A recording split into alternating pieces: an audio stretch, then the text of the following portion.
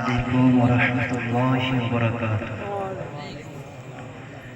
মাশাআল্লাহ, দীর্ঘক্ষণ সময় ধরে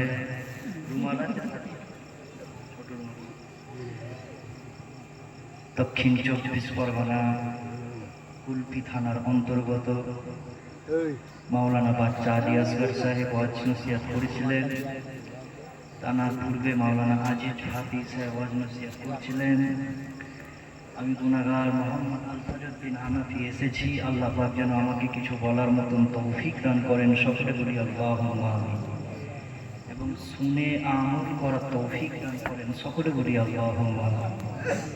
সকলে একবার দরুদ শরীফ পাঠ করি। আল্লাহুম্মা সাল্লি আলা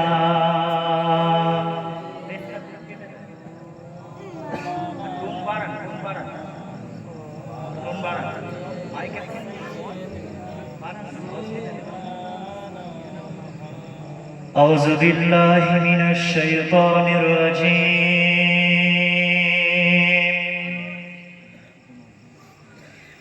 بسم الله الرحمن الرحيم.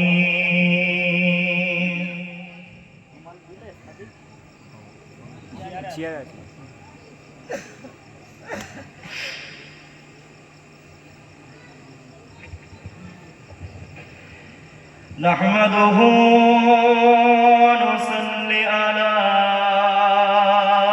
رسوله الكريم.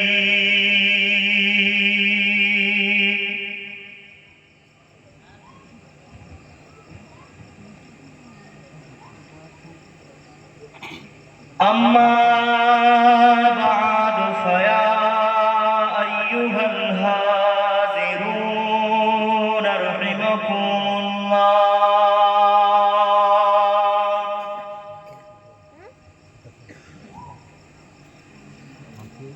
قال الله تعالى في كلام المجيد والفرقان الحميد: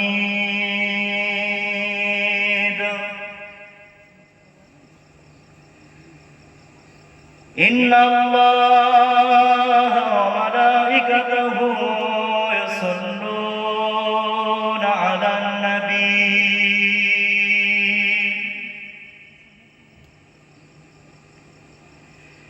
يا أيها الذين آمنوا صلوا عليه وسلموا تسليما. اللهم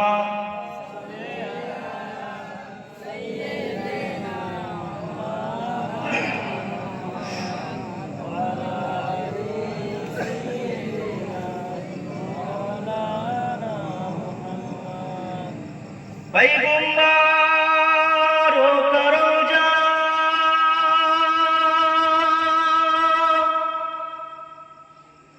दिखा दे खुदाया,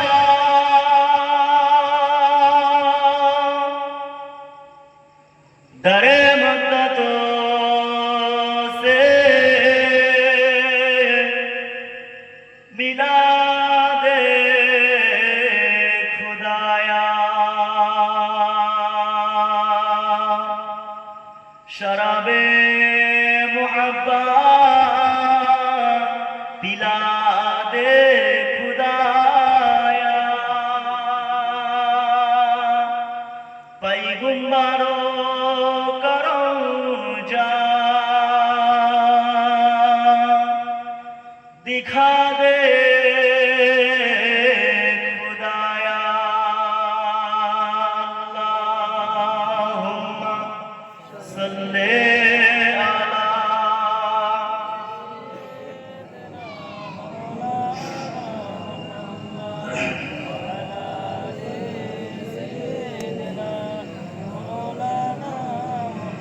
बोलो मदीना मदीना मदीना, बोलो मदीना मदीना मदीना. আমার সাথে সবাই বলে বলেন, সবাই মহব্বত নিয়ে বলেন, বলো মদিনা মদিনা মদিনা, বলো মদিনা মদিনা মদিনা। না কালিম কা তসাওর, না খায়ালে তুর সিনা, না কালিম কা তসাওর, না খায়ালে তুর সিনা। मेरी आरज़ू मोहम्मद, मेरी आरज़ू मोहम्मद, मेरी जुस्तजू मदीना। बोलो मदीना मदीना मदीना, बोलो मदीना मदीना मदीना, बोलो। সবাই বলেন জোরে জোরে।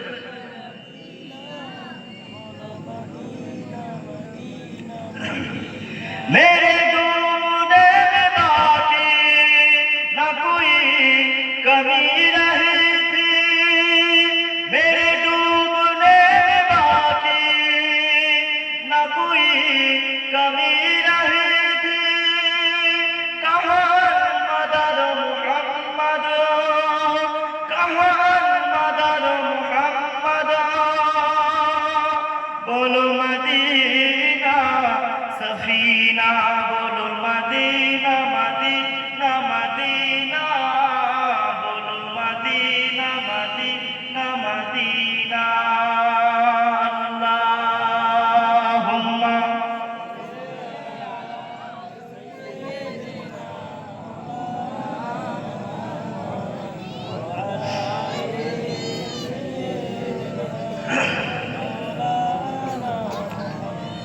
प्यारे हाजिरान मजलिस, उपस्थित दिन दरदी इस्लाम दरदी आमार मुरब्बियान बापजानेरा, उलामाए केराम, हाफिजे कुरान, আল্লাহ পাকের হাজী বান্দা গণেরা, যে আল্লাহ পাক আপনাকে আমাকে উভয়কে চিনচিন করছে নাকি বলো ডাক্তার?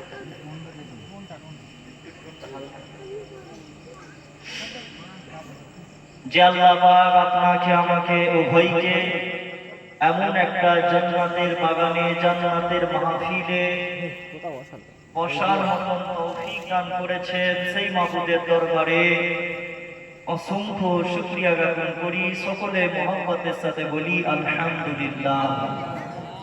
তারপরে পরে জানাই নবী কুলের শিরোমণি আকায়ে আবরার তাজদারে মদিনা, দুলহায়ে মুস্তাফা নবী মুহাম্মদুর রাসূলুল্লাহ সাল্লাল্লাহু আলাইহি ওয়াসাল্লাম। আমার দিকে আমার আওয়াজ আমি নিজে না শুনতে পেলে আমার গলা বসে যাবে। আমি মনে করবো অনেক আস্তে আস্তে আওয়াজ করছি, কিন্তু আওয়াজ হচ্ছে খুব জোরে। হ্যাঁ, ঘুরিয়ে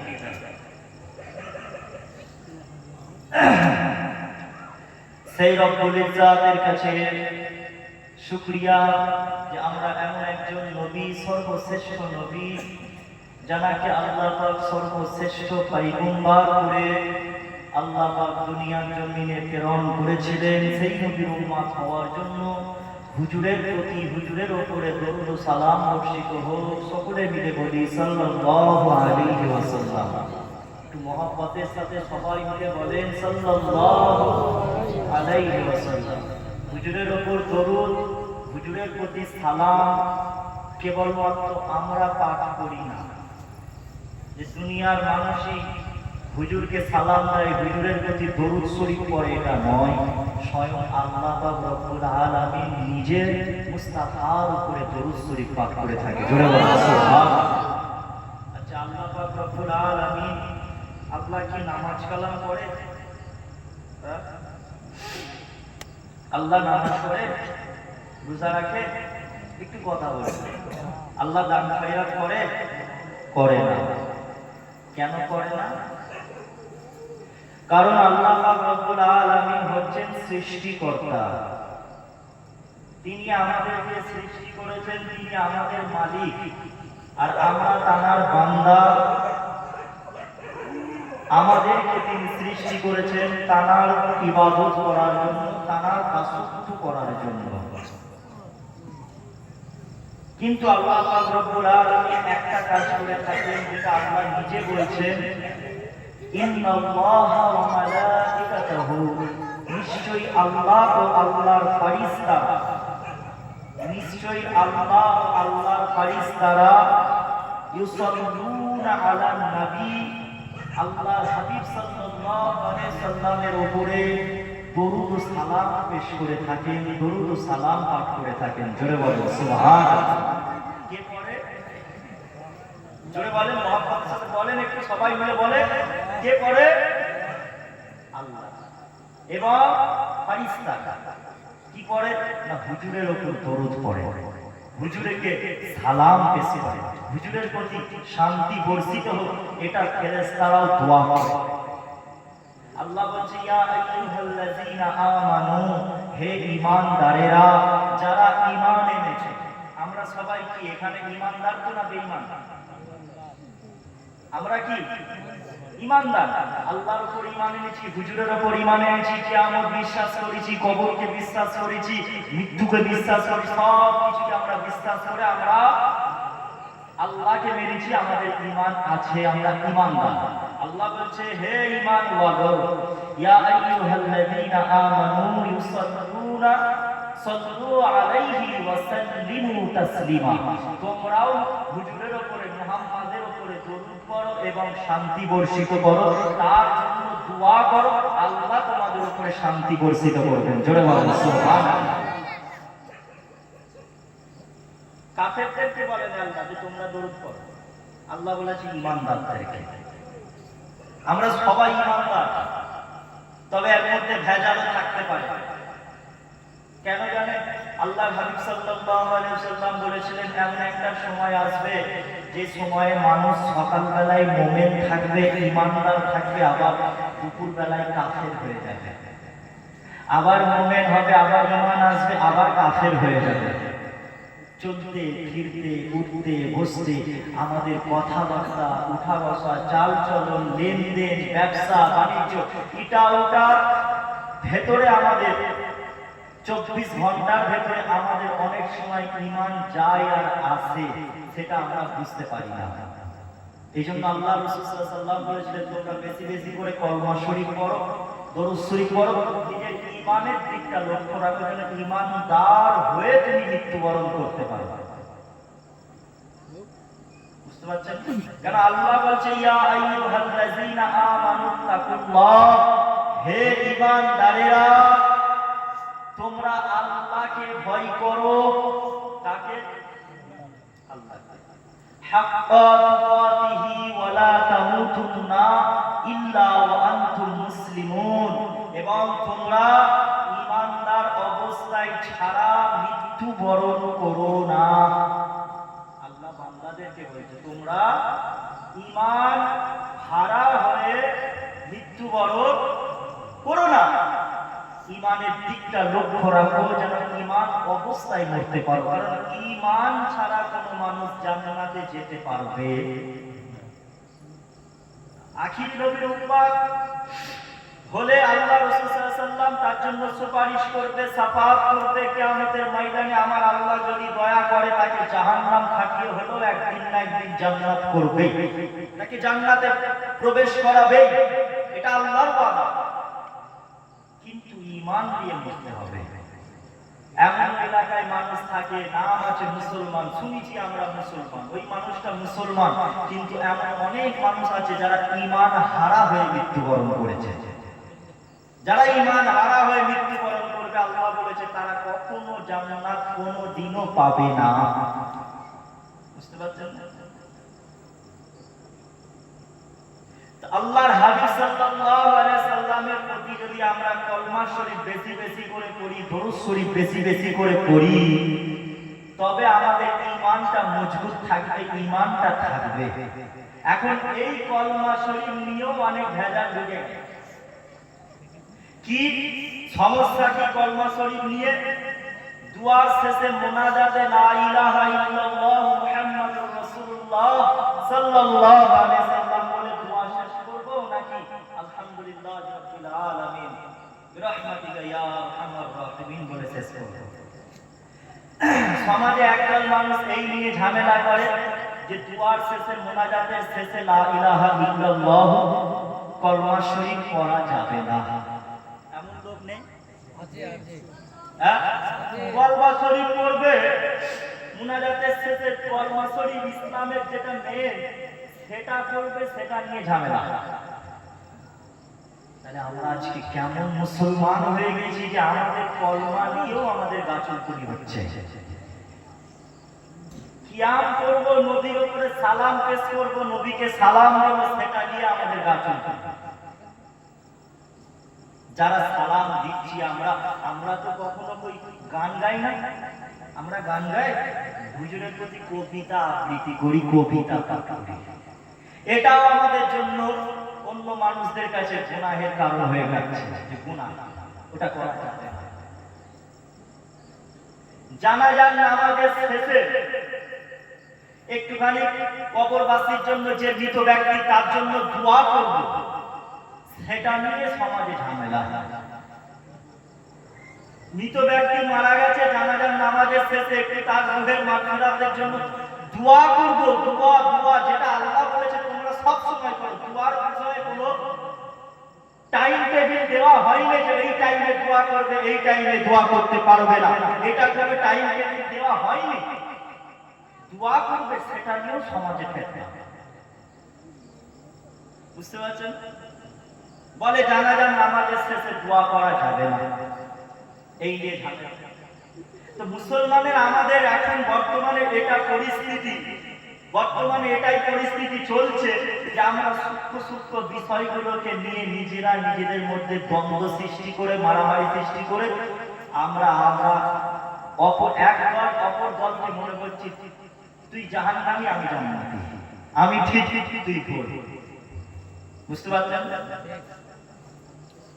এই সমস্ত জিনিস থেকে আমাদেরকে দূরে থাকতে হবে। আমাদের মাঝে ঐক্য থাকতে হবে। তুমি কি করো, তুমি তাবলীগ কি ফুরফুরা কি জামাত ইসলামী তুমি কি দল করো আমি দেখবো নি। তুমি কি কলমা পড়ো, তুমি কি আমার নবীকে মহব্বত করো, তোমার মধ্যে আমার রাসূলুল্লাহর আদর্শ আছে কি, সুন্নাত আছে কি, আকীদার দিক থেকে দেখো তোমার আকীদা ঠিক আছে কি, তাহলে তুমি আমার ভাই, তুমি আমার বন্ধু। বুঝতে পারছেন না? কিন্তু আজকে সমাজে কি হচ্ছে, একজন তাবলীগ ফুরফুরাকে যদি, ফুরফুরা ছেলেদেরকে যদি মারা হয়, তাবলীগ ভাইরা মজা নেবে, ফুরফুরা তো আহলে হাদিস যারা আছে তাদেরকে যদি কেউ এসে মারে, ফুরফুরারা মজা নেবে না আহলে হাদিস। সমাজে এখন আমাদের মধ্যে এত ফিতনা বল।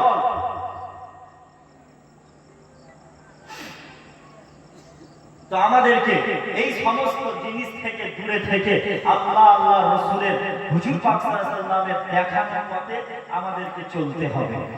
চলবো তো ইনশাআল্লাহ? চলবে তো ইনশাআল্লাহ? সকলে মিলে বলে ইনশাআল্লাহ। আল্লাহ পাক রব্বুল আলামিন কুরআন পাকের মধ্যে বলছে, যখন হুজুর পাক সাল্লাল্লাহু আলাইহি ওয়াসাল্লাম মক্কা শরীফে ইসলামের দাওয়াত দিয়েছিলেন, হুজুরকে আল্লাহ পাক পাঠিয়েছিলেন সর্বশেষ নবী করে। কিন্তু অনেক মানুষের ধারণা, অনেক দল মতপথের ধারণা যে আল্লাহর হাবিব সাল্লাল্লাহু আলাইহি ওয়াসাল্লাম পূর্বে নবী ছিল না। কিন্তু আমাদের আহলুস সুন্নাত ওয়াল জামাতের আকীদা হলো যে আল্লাহর হাবিব সাল্লাল্লাহু আলাইহি ওয়াসাল্লাম আদম সফিউল্লাহ আলাইহিস সালামকে সৃষ্টি করার বহু পূর্ব থেকে আমার মুস্তাফাকে আল্লাহ নবী করেছিলেন। জোরে বলেন সুবহানাল্লাহ। 40 বছর বয়সে তিনাকে কাজের দায়িত্ব দেওয়া হয়েছিল। কেউ চাকরি পেলে, সরকারি চাকরি, ধরে নেন আমি আলফাজ সরকারি চাকরি পেয়েছি, পরীক্ষায় পাস করেছি, আর পাস করার পরে আমি কাল থেকে কাজে জয়েন করবো নি, আমার কাছে সরকার তরফ থেকে একটা লেটার আসবে, একটা চিঠি আসবে যে আলফাজ তুমি পাস করেছো, তুমি চাকরি পেয়ে গেছো, সরকারি চাকরি পেয়ে গেছো, তুমি এই সরকারি চাকরিতে জয়েন করবে, কাজেতে জয়েন করবে। ধরে নেন আজকে 10 নভেম্বর, তুমি কাজে জয়েন করবে 20 নভেম্বর থেকে। এই যে 10 নভেম্বর থেকে 20 নভেম্বর, এই 10টা দিনের মধ্যে কিন্তু আমি একজন সরকারিজীবী মানুষ, সরকারি চাকরিজীবী মানুষ থাকবো কি? কারণ আমি চাকরি পেয়ে গেছি। কাজটা কবে জয়েন করব? না 20 তারিখ। মুস্তাফা হাবিবুল্লাহকে আল্লাহ নবী নবুয়ত প্রাপ্ত করে দিয়েছিলেন। আদম সফিউল্লাহ আসার আগেই হুজুরকে আল্লাহ নবী করেছিলেন। আল্লাহ পাক 40 বছর বয়সে আল্লাহ নবুয়তের কাজেতে দায়িত্ব দিয়েছিল। জোরে বলুন সুবহানাল্লাহ। হুজুর যখন মক্কা শরীফে ইসলামের দাওয়াত দিচ্ছে, মক্কা শরীফের আবু জেহেল, উতবা, সাইবা, কাফের, বেদিনরা সবাই বলছে খবরদার, মুহাম্মাদের যারা সঙ্গী সাথী হবে তাদেরকে কোন রকম আর্থিক ভাবে তাদের সাহায্য করো না। মুহাম্মাদের সঙ্গী সাথীরা যারা হবে, যারা মুহাম্মাদের উপরে ঈমান আনবে, তাদেরকে তোমরা কোন রকম আর্থিক সাহায্য করো না। যদি ওদেরকে আর্থিক সাহায্য করা না করা হয়, তাহলে ওরা মুহাম্মাদের কাছ থেকে দূরে সরে আসবে। তারা ভাবছে আবু জেহেল। আল্লাহ পাক কোরআনে বলছেন হুমুল্লাযীনা ইয়াকুলুনা লা তুনফিকু আলা মান ইনদা রাসূলিল্লাহি হাত্তা ইয়াফাদ্দু। রাসূলের সঙ্গী সাথীদেরকে আবু জেহেল, উতবা, সাইবারা বলতো ওদেরকে সাহায্য করো না। ওরা অটোমেটিক যখন ওদের সাহায্য করা হবে না, ওরা মুহাম্মাদের দল থেকে সরে আসবে। আল্লাহ পাক বলছে ওয়ালিল্লাহি খাযাইনুস সামাওয়াতি ওয়াল আরদি ওয়ালাকিন্নাল মুনাফিকিনা লা ইয়াফকাহুন। এই আসমান জমিনের মালিক হচ্ছি আমি আল্লাহ। এই আসমান জমিনের ধনভাণ্ডারের চাবি হচ্ছে আমি আল্লাহ আমার কাছে। আমি ভাবি আল্লাহ যদি চাই কোনো বান্দা 1 টাকা রোজগার করবে, তো আমি আল্লাহ সেটা তাকে তৌফিক দিলে তবে সে 1 পয়সা রোজগার করতে পারবে। আল্লাহ বলছে এ মুনাফিকরা, আমি হচ্ছি ধনভাণ্ডারের মালিক। তোমরা যেই অর্থ দিয়ে সাহায্য করবে না বলছো, ওটার মালিক হচ্ছি আমি আল্লাহ। কিন্তু তোমরা এটা বুঝো না, কারণ তোমরা তো মানোই না। বুঝতে পারছেন? আল্লাহ পাক রব্বুল আলামিন বলছে, তখন হুজুরের সঙ্গী সাথীরা সব তাদের হুজুরের সাথে যারা থাকবে তাদের বিরুদ্ধে অনেক কথা বলতো, তাদের বিরুদ্ধে তাদের উপর অনেক অত্যাচার করতো। তাই আল্লাহ পাক কোরআন পাকের মধ্যে নাযিল করে দিলেন তিলকা হুদুদুল্লাহ আমা ইউতিইল্লাহ ওয়া রাসূলহু। এই জায়গাটা, এই পয়েন্টটা শুনুন। আল্লাহ বলছে আমা ইউতিইল্লাহ ওয়া রাসূলহু। আমা ইউতিইল্লাহ, আমি আল্লাহ আমার অনুগত করব, ওয়া রাসূলহু, আমার হাবিবের অনুগত করো। জোরে বলুন সুবহানাল্লাহ। আপনারা ব্যাপারটা বুঝতে পারছেন যে আল্লাহ বলছে কোরআনে আমাকে মেনে চলো, আমার কথা মেনে চলো, এবং পাশাপাশি আল্লাহ আবার বলছে রাসূলুল্লাহর কথা মেনে চলো। সুবহানাল্লাহ। রাসূলকে ছাড়লে হবে না যে আমি আল্লাহ আমাকে মেনে চলবে, আমার ইত্তেবা করবে, কিন্তু রাসূলের ইত্তেবা করবে না, তাহলে তুমি কখনো মুমিন বান্দা ঈমানদার হতে পারবে না, তুমি কখনো জান্নাত পাবে না। যেখানে আল্লাহর নাম সেখানে নবী পাক। বাবেরা নওজোয়ান তরুণেরা, এই নবী পাকের প্রেমিকরা, আসল্লাহ নবী, নবী দয়া নবী, নবী আমার দুজানের সুলতান আমিরাল্লাহ মুহাম্মদ রাসূল সাল্লাল্লাহু আলাইহি ওয়াসাল্লাম। আল্লাহ নবী সারা হুজুরে বলতে লাগলেন, বাবা সারা রাসূল রাখো, আল্লাহ আমি মুস্তাফা এত সম্মান দিয়েছে, আমি রাসূলুল্লাহ করছি না। বাবা সারা আল্লাহ আমি মুস্তাফার কত সম্মান দিয়েছে দেখো। হযরতে আদম আলাইহিস সালামকে যখন আমার আল্লাহ তৈরি করলেন, হযরতে আদম আলাইহিস সালাম আল্লাহ পাকের আরশে আজিমের দিকে তাকালেন। আল্লাহর আরশে আজিমে লেখা ছিল লা ইলাহা ইল্লাল্লাহ মুহাম্মাদুর রাসূলুল্লাহ সাল্লাল্লাহু আলাইহি ওয়াসাল্লাম। হযরতে আদম আলাইহিস সালাম আল্লাহ পাকের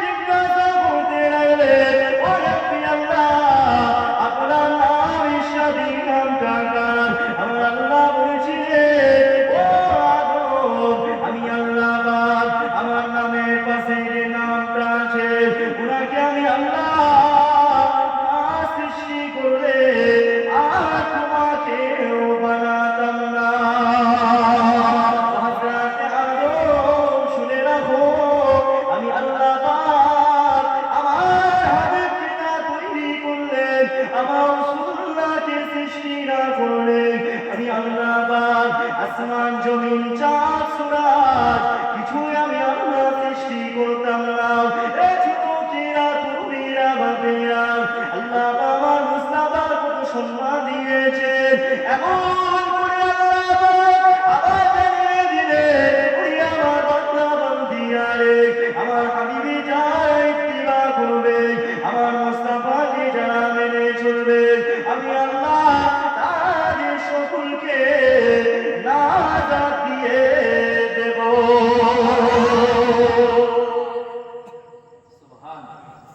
হাবিবকে যারা মেনে চলবে আমি আল্লাহ তাদেরকে নাজাত দিয়ে দেব, তাদের সকলকে আমি আল্লাহ জান্নাতি করে দেব। এটা আল্লাহর ওয়াদা।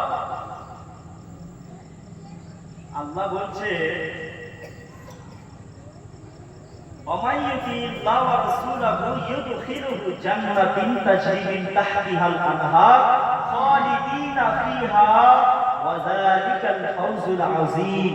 যারা রাসূলের অনুগত করবে, রাসূলের কথা মেনে চলবে, তাদেরকে আমি আল্লাহ জান্নাত দেব, যেই জান্নাতের মধ্যে থাকবে চারটি নহর, পানি, দুধের, শরাবের নহর থাকবে।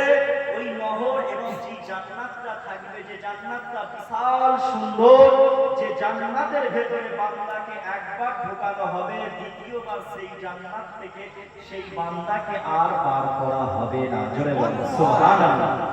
কিন্তু জাহান্নামের ভেতরে প্রবেশ যে করবে, যে জাহান্নামী হবে, রাসূলুল্লাহর ওসিলায়, মুস্তাফার ওসিলায় তাকে কিন্তু একবার কোনোদিন না হলো একদিন না একদিন তাকে জাহান্নাম থেকে বার করা হবে, কিন্তু জান্নাতীদের জান্নাত থেকে বার করা হবে। তাহলে আমরা কি সবাই হুজুরের কথা মেনে চলে আমরা জান্নাতি হতে চাই না জাহান্নামী? কোনটা সবাই বলে? একটু হাত তুলে দেখান কারা কারা জান্নাতি হবে। মাশাআল্লাহ, আল্লাহ পাক আমাদের সকলকে জান্নাতুল ফিরদাউস নসিব করেন। জোরে বলেন আল্লাহুম্মা।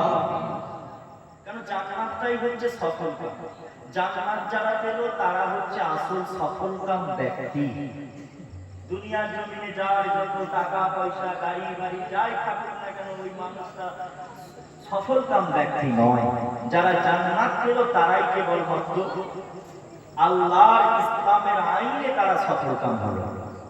দুনিয়ার জীবন তো 50 বছর, 20 বছর, 25 বছর, 10 বছর, 6 বছর, 1 বছর বয়স, 5 মাস বয়সেও মারা যায়, যাই না?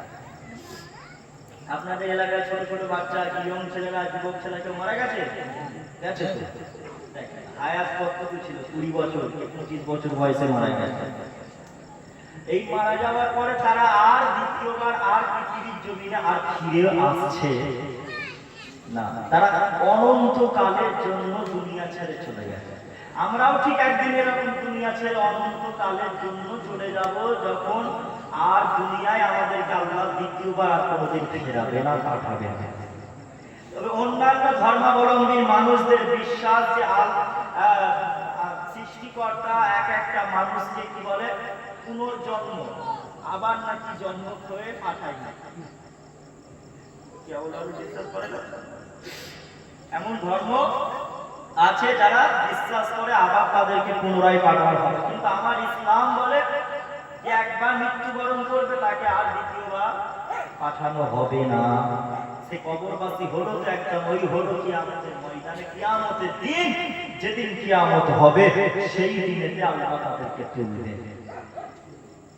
বাপেরা, নওজোয়ান তরুণেরা, এ নবী পাকের প্রেমিকরা, আসো আল্লাহ নবীকে মুহাব্বত করো, ভালোবাসো, পিয়ার করো। আল্লাহ তোমাকে আমাকে আখিরি নবীর উম্মত করে আল্লাহ পাক পাঠিয়েছেন, জানাকে আল্লাহ পাক সর্বশ্রেষ্ঠ করেছিলেন, জানার মাকাম আল্লাহ পাক অনেক আলা করেছিলেন। কেমন আমার আল্লাহ পাক রিয়াজুল জান্নাত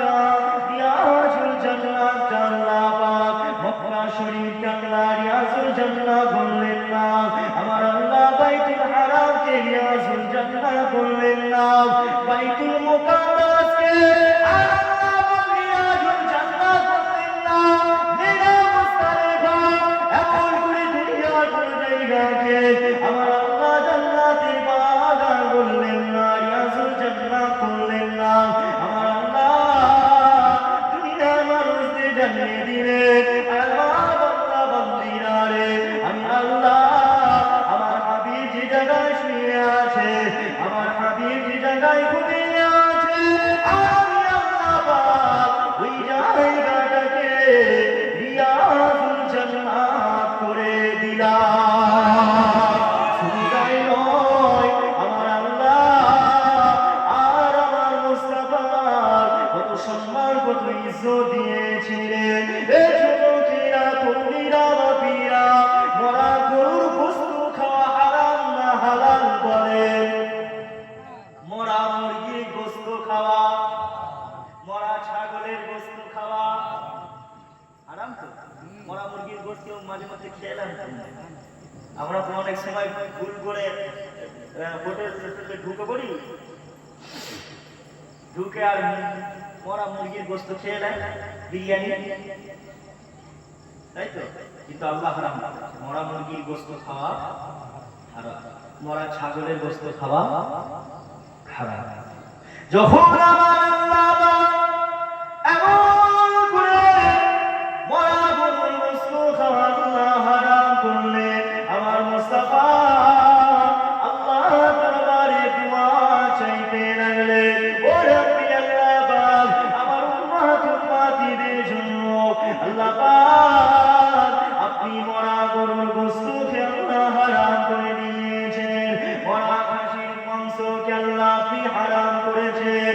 ও রব্বি আল্লাহ, আপনি মরা মাছের গোশতকে আল্লাহ, মরা মাছ খাওয়া আপনি হারাম করবেন না।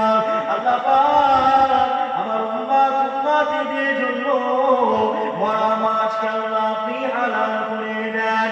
ইসলামের আইনে, আল্লাহর আইনে মরা মাছ খাওয়া তখন হারাম ছিল, আর আমার মুস্তাফা দোয়া করতে, আমার মুস্তাফা আল্লাহ দরবারে দাবি রাখতে, আমার আল্লাহ হাবিবুল্লাহর জন্য মরা মাছকে আল্লাহ হালাল করে দিলেন।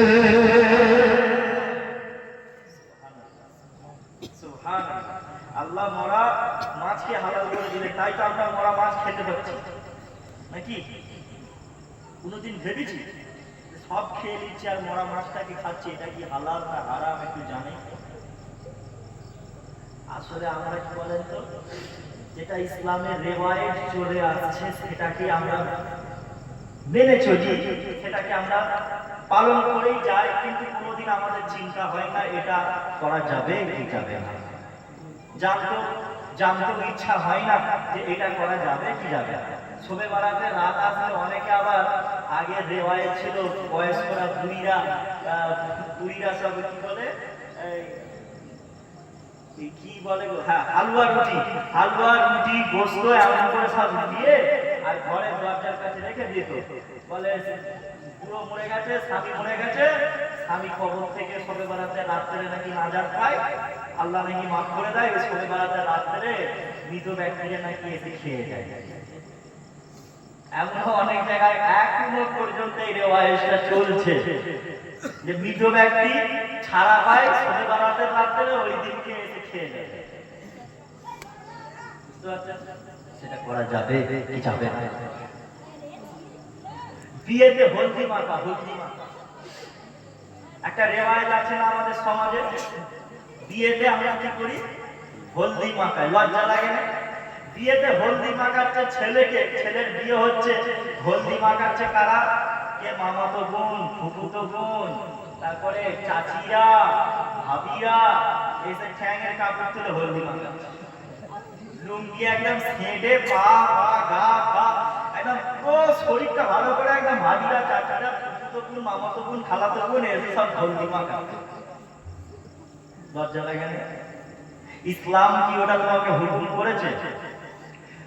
হলদি মাখা ভালো, শরীরে যদি শরীরের উজ্জ্বলতা বাড়বে মাখা ভালো, কিন্তু বিয়ের উপলক্ষে তো মাখা যাবে না ওইরকম ভাবে।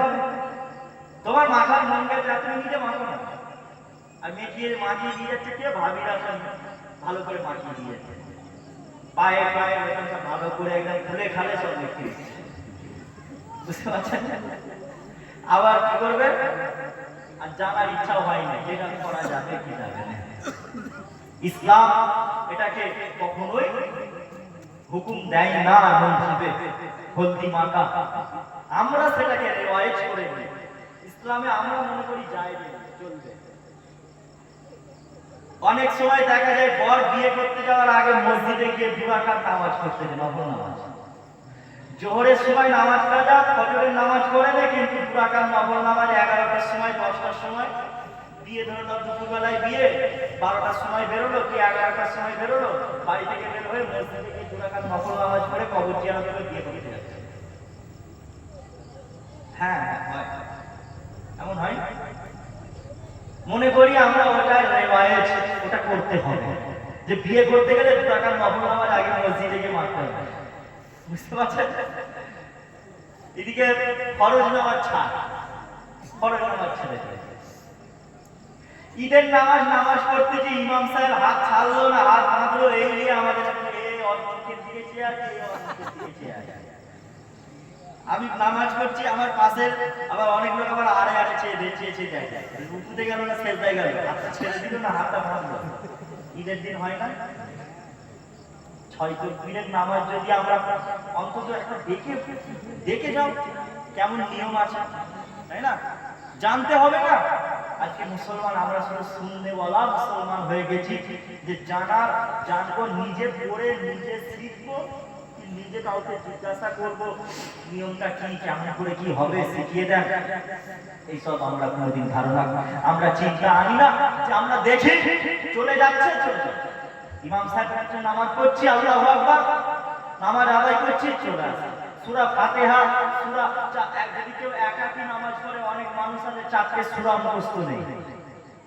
4টে সূরা, 4 রাকাত নামাজ পড়তে গেলে 4টে সূরা লাগবে।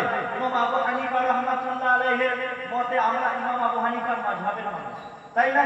ইমাম আবু হানিফা হুজুরের মতামত হচ্ছে 4টে রাকাত নামাজ পড়তে গেলে 4টে সূরা পড়তে হবে। বুঝতে পারছেন না? এই সূরাগুলো মুখস্থ।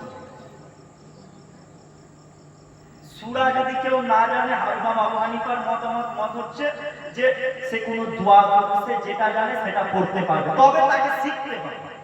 যদি আপনি সুবহানাল্লাহ জানেন, আলহামদুলিল্লাহ জানেন, সেটা পড়েন, কিন্তু সেই সুবহানাল্লাহ আলহামদুলিল্লাহ দিয়ে বছরের পর বছর তো আর নামাজ পড়া যাবে না। কেন? সূরা পড়তে হবে, আপনার শিখতে হবে। মুসলমান আজকে আমরা শিখতে পারি না, শিখার চেষ্টা করি না, জানার চেষ্টা করি না, শুধু দেখেই চালাই। এখানে কজন মানুষ আছেন বলেন তো? আপনি বলছেন আমি মুসলমান, আপনি বলছেন আমি মুসলমান, আপনি বুকে হাত দিয়ে বলুন তো, আপনি তাশাহুদে বসে আত্তাহিয়াত মুখস্থ করেছেন কিনা, আত্তাহিয়াত পড়েন কিনা, আপনি দরুদ ইব্রাহিম জানেন কিনা, দোয়া মাসুরা জানেন কিনা, নামাজের নিয়মগুলো জানেন কিনা? এখানে অনেক মানুষ আছে আমরা দোয়াগুলো মুখস্থ নেই, আত্তাহিয়াত মুখস্থ নেই। অনেক মানুষ আছে রুকুতে গিয়ে কি তাসবিহ পড়তে হবে, সিজদায় গিয়ে নামাজে কি তাসবিহ পড়তে হবে, এইগুলো মুখস্থ করে। বুঝতে পারছো না? অথচ আমরা নাম দিচ্ছি আমরা মুসলমান, আমরা গলাবাজি করছি মুসলমান। তোমার নাম আছে মুসলমান, কিন্তু কর্মের দিক থেকে তোমার মুসলমানের চিহ্ন পাওয়া যাচ্ছে না। এই জন্য প্রত্যেককে বলবো, আপনাদের পাশেই তো ফুরফুরা শরীফ, যাবেন ফুরফুরায় গিয়ে ওই নুনচুর মিঠাই কিনে হই হাই করে পিজ্জাতে হুজুরদের ঘরে গিয়ে দরবারে গিয়ে হুই হাই করে তারপরে ঘর চলে আসবেন। অমন করবেন না। যাও হুজুরের দাদা হুজুরের মাজারে যান, ভালো জিনিস জিয়ারত করবেন, ঘুরবেন, সব করবেন। বাড়িতে আসার সময় একটা কিতাব কিনবেন, হুজুর পাক সাল্লাল্লাহু আলাইহি সাল্লামের জীবন কাহিনী। প্রত্যেকটা মুসলমানের এখন কর্তব্য যে মুস্তাফা হাবিবুল্লাহর জীবন কাহিনী একটা বাড়িতে কিনে রাখা, ছেলেদেরকে 1 পৃষ্ঠা হলো বা নিজেরা পড়তে পারলে 1/2 পৃষ্ঠা করে হলেও পড়তে হবে। কারণ আমরা সেই নবীর উম্মত, আর সেই নবীর ইতিহাস জানবো না তো কার ইতিহাস জানবো? কার ইতিহাস শুনবো, কার ইতিহাস পড়বো? আপনি ছেলেকে শিক্ষা দিচ্ছেন কি গোপাল ভাঁড়ে, মোটু পাটলু, কার্টুন দেখাচ্ছেন, আপনি শিক্ষা দিচ্ছেন বিভিন্ন কার্টুন দেখাচ্ছেন, আপনি শিক্ষা দিচ্ছেন জেনারেল শিক্ষা, বাংলা ইংলিশ সব ভালো, সব করুন, দুনিয়ায় চলতে গেলে সব করতে হবে, কিন্তু আপনার মন হলো না আপনার বাচ্চাটাকে আপনি মোহাম্মদ সাল্লাল্লাহু আলাইহি ওয়াসাল্লামের জীবন কাহিনী একটা কিতাব কিনে প্রতিদিন এক পৃষ্ঠা করে কি হাফ পৃষ্ঠা করে প্রত্যেক দিন যদি বাংলা পড়তে পারে পড়বে, মনে হয় না? শিক্ষা দিতে হবে তো নাকি? আমরা কতদিন শুনবো? আলফা 2 ঘন্টা ওয়াজ করে চলে যাবে, তারপরে আপনাদের মাথায় কিচ্ছু থাকবে না, ভুলে যাবে। আমি এখন বারবার করে মোহাম্মদ সাল্লাল্লাহু আলাইহি ওয়াসাল্লামের জীবন কাহিনী বলে চলে যাব। তিনি কেমন ছিলেন, তিনি কেমন দেখতে ছিলেন, তিনার আদর্শ কেমন ছিল, তিনার 63 বছরের হায়াতের জিন্দেগিটা কেমন ভাবে অতিবাহিত হয়েছে সব বলে দিয়ে চলে যাব। আপনাদের মাথায় খালি শুনবেন, শুনে শুনে 2 ঘন্টা পর সব ভুলে যাবেন। কিন্তু আপনি যদি একটা বিষয় পড়েন, আপনার বাড়িতে যদি একটা কিতাব থাকে, তাহলে আপনি মাঝে মধ্যে যখনই দেখবেন হুজুরের মোহাম্মদ সাল্লাল্লাহু আলাইহি ওয়াসাল্লামের ইতিহাস সম্বন্ধে আপনি জানতে পারবেন। কথা কি আমার খারাপ লাগছে? হ্যাঁ, জীবন কাহিনী তো দূরের কথা, কোরআন শরীফ ঘরে কিনে রেখেছে, 1 মাস হয়ে গেছে, কোরআন শরীফে ধুলো পড়ে গেছে, কোরআন শরীফ খুলে দেখে। এমন বহুত বাড়ি আছে, কোরআন শরীফ দিয়ে দেখবেন তো কোরআন শরীফে ধুলো পড়ে গেছে, কোরআন শরীফ মাসে একবার হলেও খোলে না, এমন বহু বাড়ি আছে। আবার দাবি করছে মুসলমান, লজ্জা লাগে না? আসলে খাউফে ইলাহি, আল্লাহর ভয়, রাসূলুল্লাহর ভয়টা আজকে মুসলমানের অন্তর থেকে উঠে গেছে বলেই আমরা মুসলমান এত দুনিয়াতে ব্যস্ত হয়ে যাচ্ছি। আমরা দুনিয়াকে আসল মনে করি, এটাই আসল জায়গা। বুঝতে পারছেন? বাবেরা জওয়ান তরুণেরা, আল্লাহ নবী দয়া, নবী আমার দোজানের সুলতান আমিন আল্লাহ মুহাম্মদ রাসূল সাল্লাল্লাহু আলাইহি ওয়াসাল্লামকে নিজের জান দিয়ে ভালোবাসো। আল্লাহ নবীকে শুধু মুখে বললে হবে না, আমি নবীকে মুহাব্বত করি, আমি রাসূলুল্লাহকে ভালোবাসি, এটা মুখে বললে হবে না।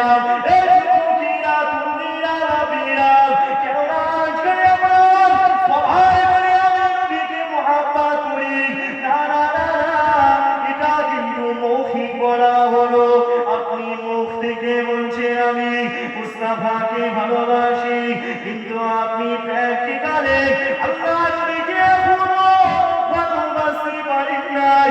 যদি আপনি ভালোবাসেন তাহলে মুসলমান আপনি কখনো সুদের ব্যবসা করতে পারতেন না, কখনো আপনি এমন করে বন্ধন খেতেন না, এমন করে আপনি মদ জুয়া হারাম জিনিস থেকে জুয়া আপনি খেতেন না।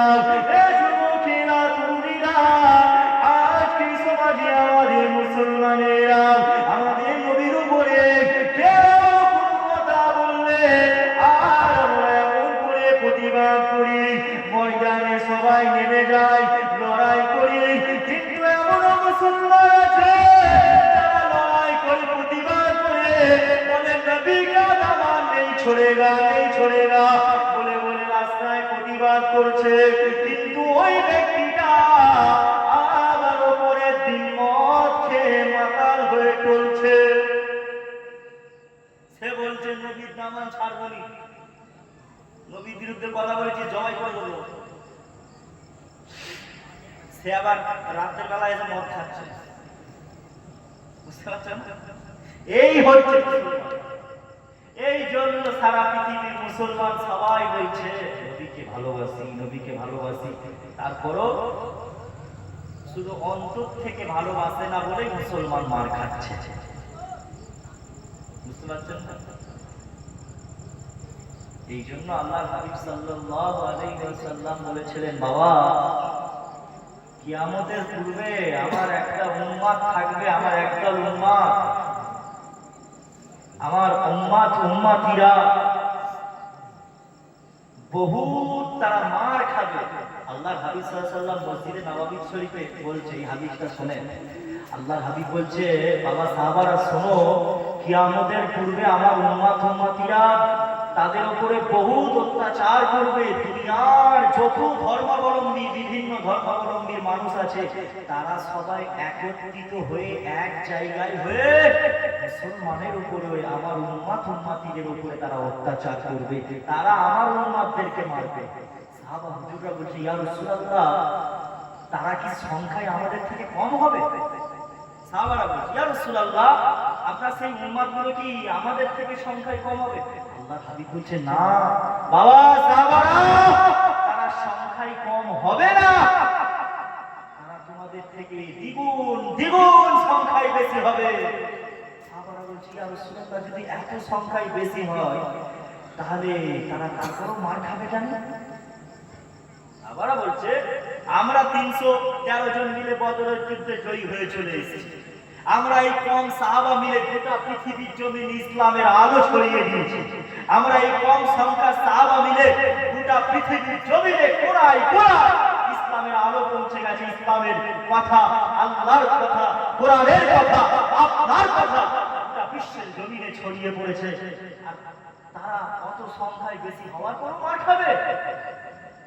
আল্লাহর হাবিব বলছে, বাবা, তারা এই কারণেই মার খাবে, তাদের মধ্যে তারা অনেক উম্মাতের, আমার উম্মাতের সংখ্যা হবে অনেক বেশি, কিন্তু তাদের মধ্যে কোনো ঐক্য থাকবে না। কি থাকবে না? তারা ঐক্য থাকবে না, তারা একত্রিত থাকবে না, তারা সবাই বলবে আমিও মুসলমান, ও বলবে আমিও মুসলমান, কিন্তু তারা নিজেদের মধ্যে দলাদলি করবে, মারামারি করবে, ভাগাভাগি করবে। এই করার কারণে তারা নিজেরা নিজেদের দল থেকে বিচ্ছিন্ন হয়ে একে অপরকে, মুসলমানকে ঘৃণা পোষণ করবে, ঘৃণার চোখে দেখবে। বাবা সাহাবারা, অন্য ধর্মের অবলম্বীর মানুষেরা আমার উম্মতদেরকে ধরে ধরে মারবে।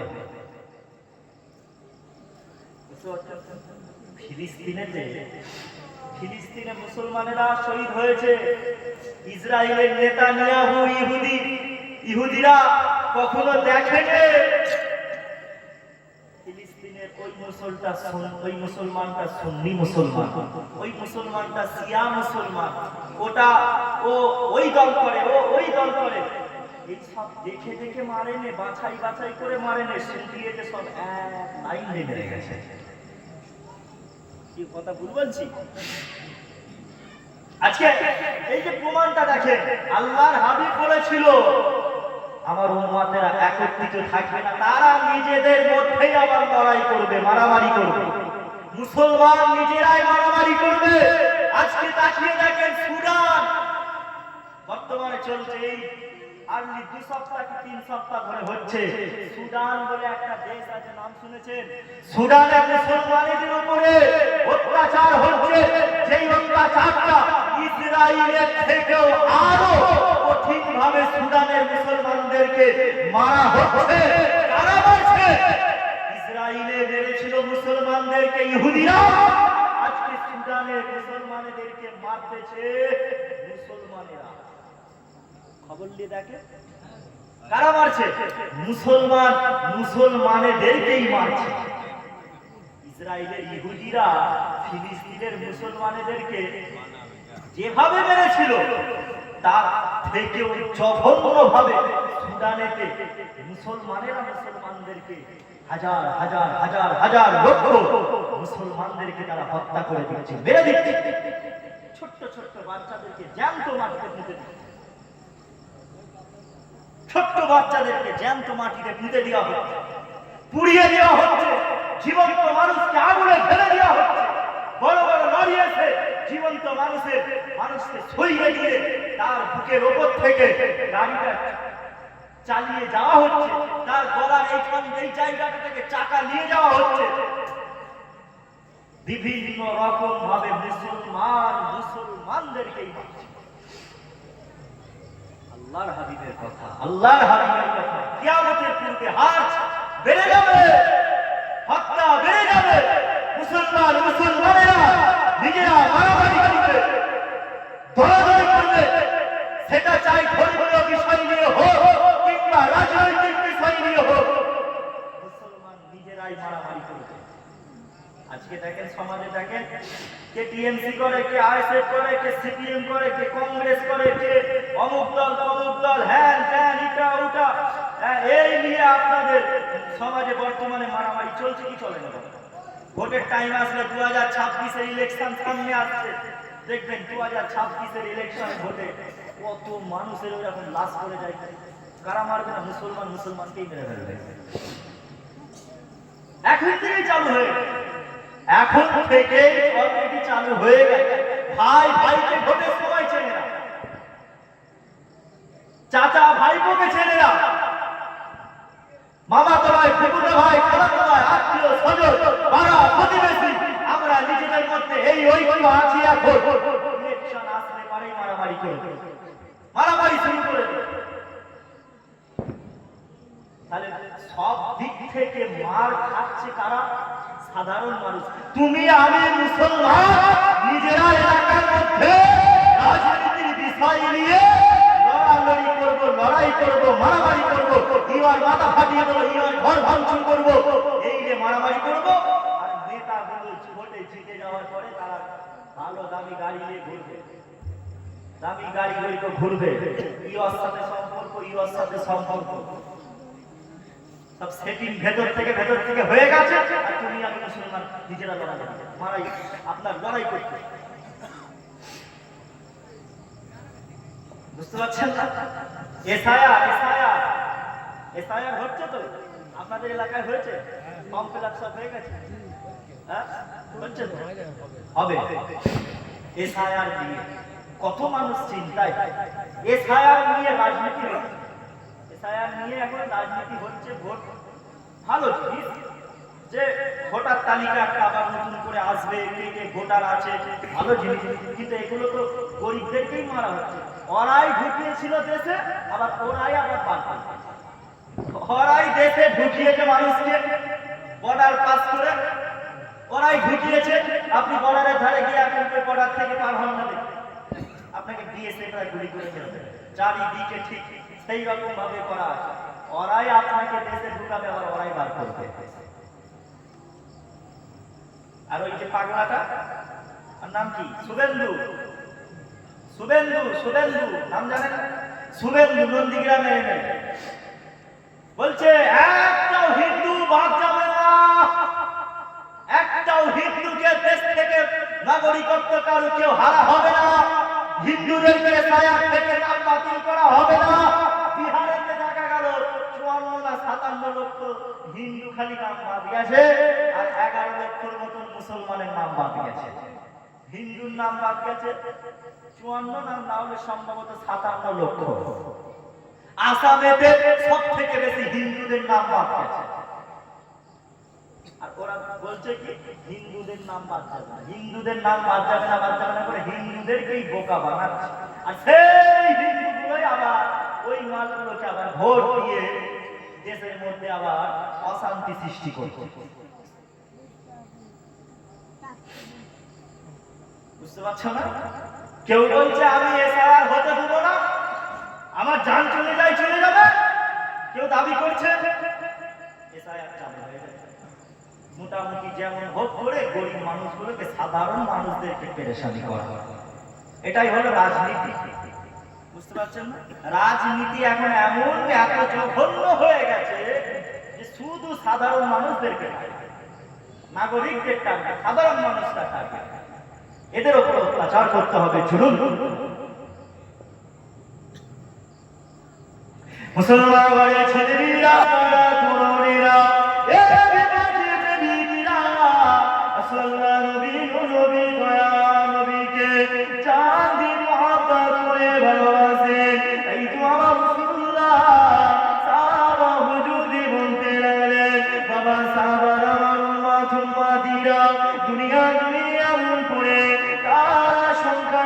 বেশি হওয়ার পর তারা দুনিয়া জমিনে মার খাবে, এখন খাবে দুনিয়া জমিনে। মুসলমানদের উপরে এত অত্যাচার হবে, মুসলমান উপরে একদম ফুল খাসায় যাবে। তখন আমার আল্লাহ এই উম্মাদের মাঝে, আমার আল্লাহ রব্বুল আলামিন এই উম্মাদের মাঝে আমার ফাতিমা বংশ থেকে একজন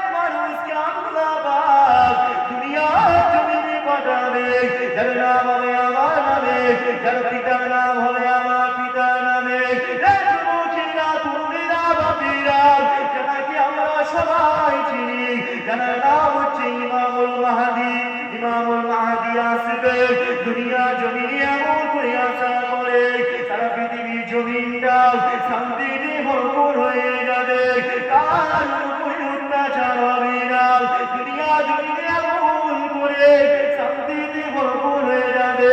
এ যুবকেরা, তরুণীরা, বাপেরা, আর মুসলমান, আর আমাদের উচিত হলো সেই ইমাম মাহদীর জন্য, সেই ইমাম মাহদী সৈনিক হওয়ার জন্য আল্লাহর দরবারে দোয়া করতে হবে।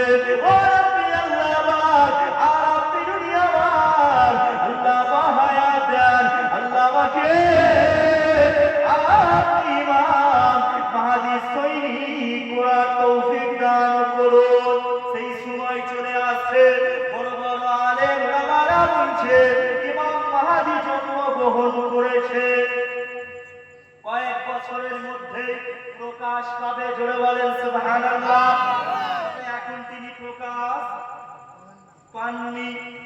ইউটিউবে, ফেসবুকে, সোশ্যাল মিডিয়ায় যেসব লোকগুলোকে দেখছি যারা বলে আমি ইমাম মাহদী, কে বাংলাদেশ থেকে বলছে আমি ইমাম মাহদী, কে পাকিস্তান থেকে বলছে আমাকে আমি হচ্ছি ইমাম মাহদী, বুঝতে পারছেন না? বিভিন্ন দেশ থেকে সব লোক উঠেছে, সব বলছে আমি হচ্ছি ইমাম মাহদী। আর ইমাম মাহদী বাংলায় কথা বলবে না, ইংরেজিতে কথা বলবে না, উর্দুতে কথা বলবে না। ইমাম মাহদী ভাষা হবে আরবি ভাষা। ইমাম মাহদী বাংলাদেশ থেকে প্রকাশ পাবে না, পাকিস্তান থেকে নয়। ইমাম মাহদী প্রকাশ পাবে, তেনাকে মানুষ চিনতে পারবে আল্লাহর খানায় কাবার সামনে থেকে। জোরে বলে সুবহানাল্লাহ। তিনাকে বলতে হবে না আমি ইমাম মাহদী, মানুষ তানাকে চিনে যাবে, মানুষ তানাকে চিনতে পেরে যাবে যে কি হচ্ছে ইমাম মাহদী। তো বাপ, আমরা কি ইমাম মাহদীর সৈনিক হতে চাই কি চাই না? সবাই চান। ইমাম মাহদীর সৈনিক হতে গেলে আপনাকে ইচ্ছা রাখতে হবে, নিয়ত রাখতে হবে। কারণ আমরা সৈয়দদেরকে ভালোবাসি। আমরা কি, তবে এখন খুব সাবধান, নকল সৈয়দও অনেক আছে। হ্যাঁ, নকল সৈয়দ নেই, নকল সৈয়দ। আর এমন অনেক সৈয়দ আছে বিড়ির টান মারে, এমন অনেক সৈয়দ আছে আমি দেখেছি, এক একটা নামাজ পড়ে না, নামের আগে কিন্তু সৈয়দ আছে। আবার ওই লোকগুলো আবার দাবি করে আমি ফাতেমার মানুষ, আমি হাসান হুসাইনের বংশ, আমরা আহলে বায়াত। এমনও সৈয়দ আছে, সৈয়দ নাম আর এদিকে চুরি করতে, ডাকাতি করতে। সৈয়দ চিনতে হবে আসল সৈয়দ কারা। এখন নকল সৈয়দও অনেক বেরিয়ে গেছে। আবার অনেক মানুষ প্রশ্ন করে সৈয়দ বংশ পাকিস্তান, বাংলাদেশ, সৈয়দ কিভাবে?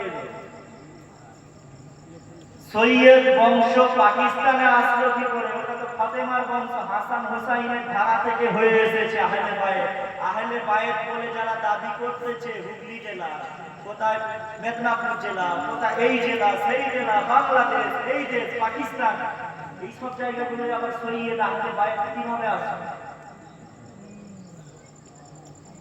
আরে যারা এই প্রশ্নটা করে তাদেরকে উত্তরটা দেবেন, সৈয়দদেরকে কি তোমরা দেশেতে থাকতে দিয়েছিলে? যারা আসল সৈয়দ ছিল, ইমাম হাসান, ইমাম হুসাইন রাদিয়াল্লাহু তাআলা আনহুমা, ইমাম হুসাইন হুজুরকে কি দেশে থাকতে দিয়েছিল? কারবালার ময়দানে ইমাম হুসাইন গিয়ে যুদ্ধ করে শহীদ হয়ে গেল, সেই জায়গা থেকেই তো বিচ্ছিন্ন হয়ে গেল গোটা দেশ।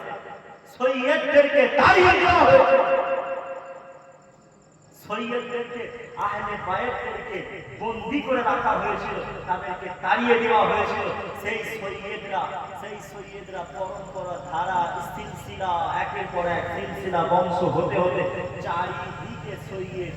তাকে কে এদিকে দাওয়াত দিচ্ছে হিন্দুস্তানের জমিনে, আর একটা সৈয়দকে আল্লাহর হাবিব সাল্লাল্লাহু আলাইহি সাল্লাম নিজে পাঠিয়েছিলেন ইসলামের দাওয়াত দিতে, যার নাম হচ্ছে খাজা গরিবে নওয়াজ আজমিরি সঞ্জরি রাহমাতুল্লাহ আলাইহি।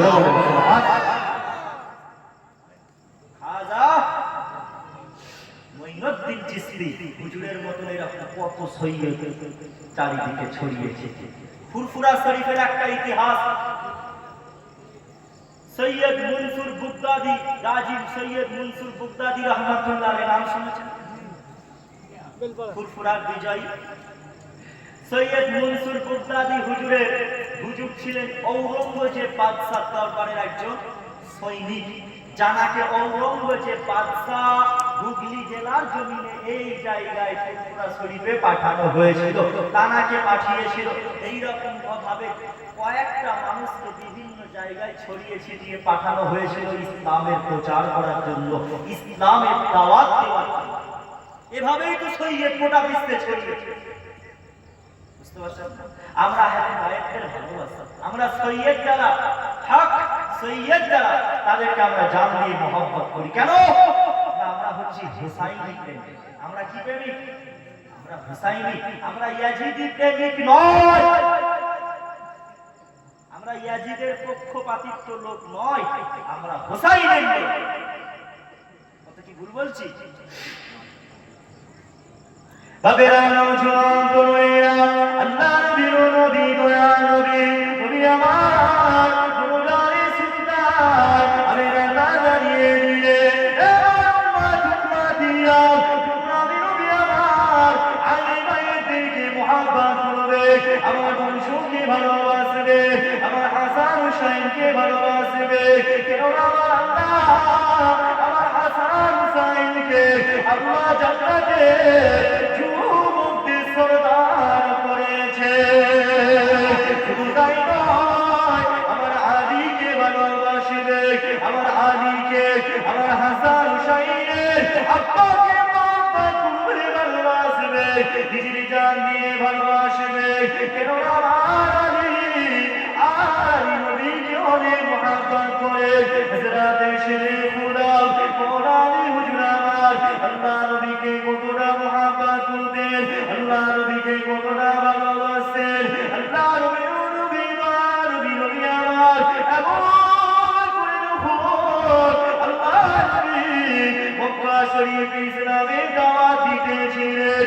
ইসলামের দাওয়াত দেওয়ার সময় মক্কা মানুষেরা আবু জেহেল ঘোষণা করে দিল, আর মুহাম্মদকে হত্যা করা হবে, মুহাম্মদকে মারা হবে। এই আইনটা যখন জারি করে দিল, আল্লাহ হাবিবকে জানিয়ে দিলেন, আমার হাবিব আপনি মদিনাতে হিজরত করেন, আমার হাবিব আপনি মক্কা শরীফ ছেড়ে মদিনা শরীফে চলে যান। আল্লাহ নবী ওই সময় শেরে খুদা মওলা আলী হুজুরকে বললেন, বাবা আলী রাসূলুল্লাহ এমন করে মক্কা শরীফ ছেড়ে মদিনা শরীফে চলে গেল। ও বাবা আলী, তুমি আজকে আমার বিছানায় ঘুমিয়ে থাকবে, আমার বিছানায় শোবে। মওলা আলী যখন শুয়েছে তখন মনে মনে চিন্তা করছে, আজকে মনে হয় আমাকে আমি শুয়েছি মানে ওরা আমাকে মুহাম্মদ ভেবে আমাকে ওরা মেরে ফেলবে। আবার চিন্তা করছে, না কাজটা কি আমার ঠিক হবে, আমার কি খাটাটাই জায়গায় ঠিক হবে। আমরা অনেক সময় নিজেরা চিন্তা করি না, ডিসিশন নিই না, কাজটা করা ঠিক হবে না হবে না। মওলা আলী বলছে, আজকে আমার জান চলে যাবে, আমার হাবিবের জন্য আমার জান যাবে, আমি আমার হাবিবকে ছেড়ে যাবো না, আমি আজকে আমার হুজুরের ঘরেতে থাকবো, হুজুরের বিছানায় শুয়ে পড়বে। আল্লাহ সাল্লাল্লাহু আলী হুজুরকে বলতে লাগলেন, বাবা আলী, আমি রাসূলুল্লাহ মদিনা শরীফে যখন চলে যাব, মদিনায় যাওয়ার পরে তুমিও আর এই মক্কা শরীফে থাকবে না, বাবা আলী তুমিও মদিনা শরীফে চলে আসবে। জোরে বলেন সুবহানাল্লাহ। যখন এই কথাটা আল্লাহর হাবিব বলেছে, মওলা আলী হুজুর লাফ মেরে বিছানা থেকে উঠেছে, ইয়া রাসূলুল্লাহ, লাফ মেরে উঠেছে। আল্লাহর হাবিব বলছে, আলী উঠে গেল। আলী হুজুর বলছে, ইয়া রাসূলুল্লাহ, আমি এখন চিন্তা করছিলাম আবু জেহেল উতবা সাইবা ওরা আমাকে সব মেরে ফেলবে, কিন্তু এখন যখন আপনি বললেন যে আলী তুমি মদিনাতে আসবে, আমার বিশ্বাস হয়ে গেছে দুনিয়ার কোনো ক্ষমতা, দুনিয়ার কোনো শক্তি আমি আলীকে মারতে পারবে না। জোরে বলেন সুবহানাল্লাহ।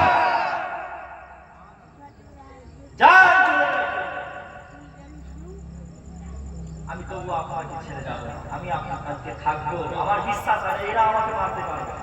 মওলা আলী হুজুরের এখানে আর একটা শিক্ষা দিয়ে গেছেন। মওলা আলী আল্লাহর হাবিব যখন বেরিয়ে গেছেন, মওলা আলী হুজুরকে হুজুর তো একটা সূরার আয়াত করে হুজুর ফুঁক দিয়েছিলেন বালিতে, আর বালিটা ছুঁড়ে দিয়েছিলেন কাফের বেদিনদের দিকে। কাফেররা তো সব আবু জেহেলরা তো সব ঘরের বাইরে, হুজুরের বাইরে সব তলোয়ার দিয়ে দাঁড়িয়ে আছে। মোহাম্মদ ঘর থেকে বেরোলেই মেরে ফেলে, হত্যা করে দেবে।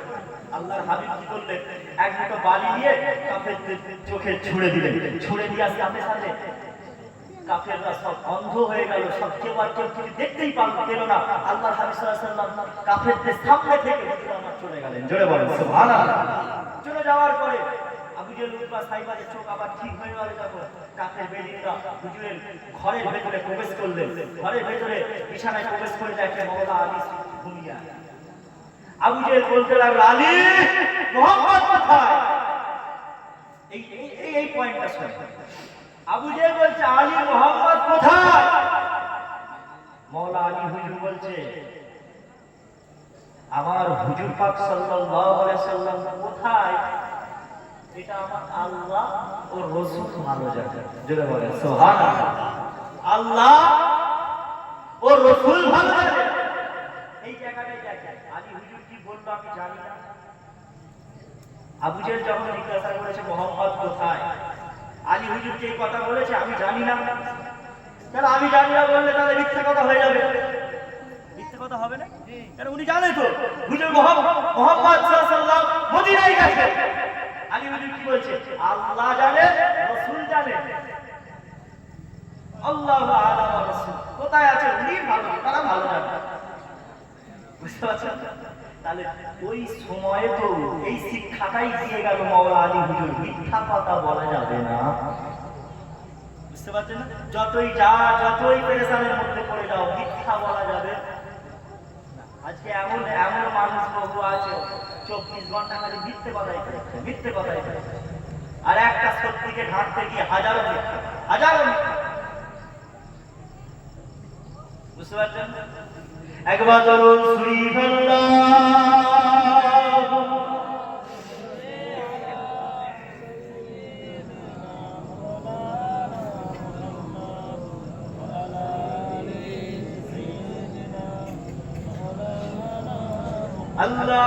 আল্লাহুম্মা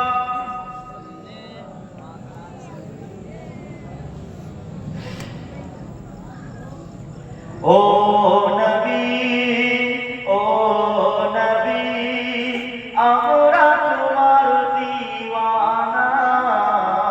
ও নবী, ও নবী, আমরা তোমার দিওয়ানা।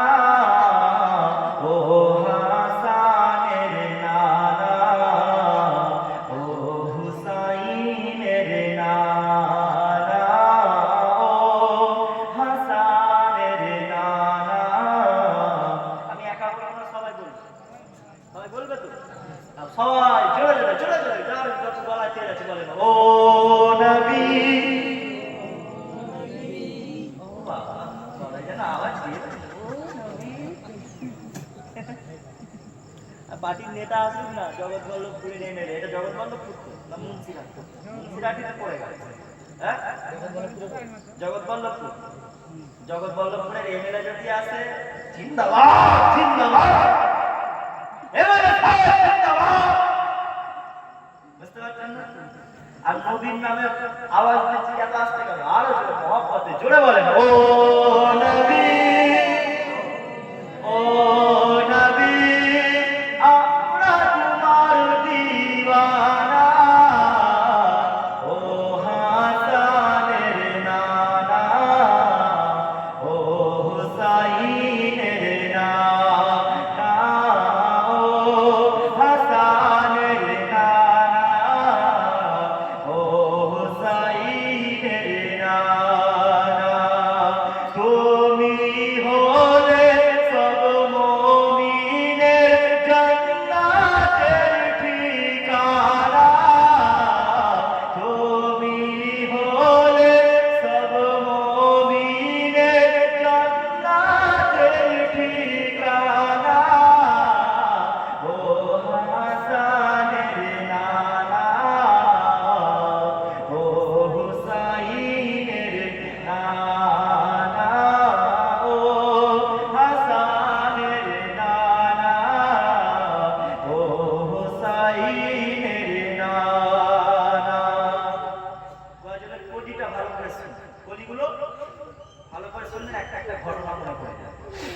হযরত বেলাল মরুর পারে বলছে কি শোনো না আমি বেলাল আমার ঈমান তো দুর্বল ভেবো না হযরত বেলাল মরুর পারে বলছে কি শোনো না আমি বেলাল আমার ঈমান এত দুর্বল ভেবো না জীবন গেলেও আমি নবীর কলমা কবু ছাড়বো না জোরে বলো সুবহানাল্লাহ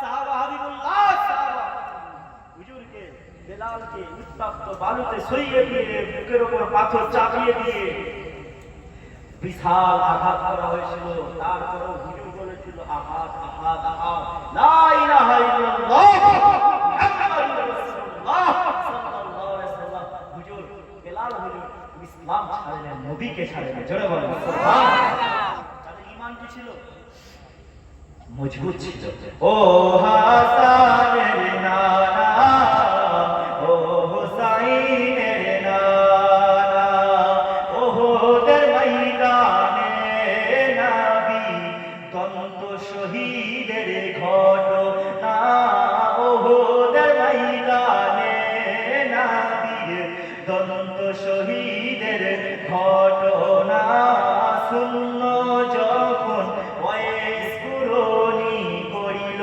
কি দেখো না একে একে দাঁত ভাঙিল একে একে দাঁত ভাঙিল একটাও দাঁতে রাখল না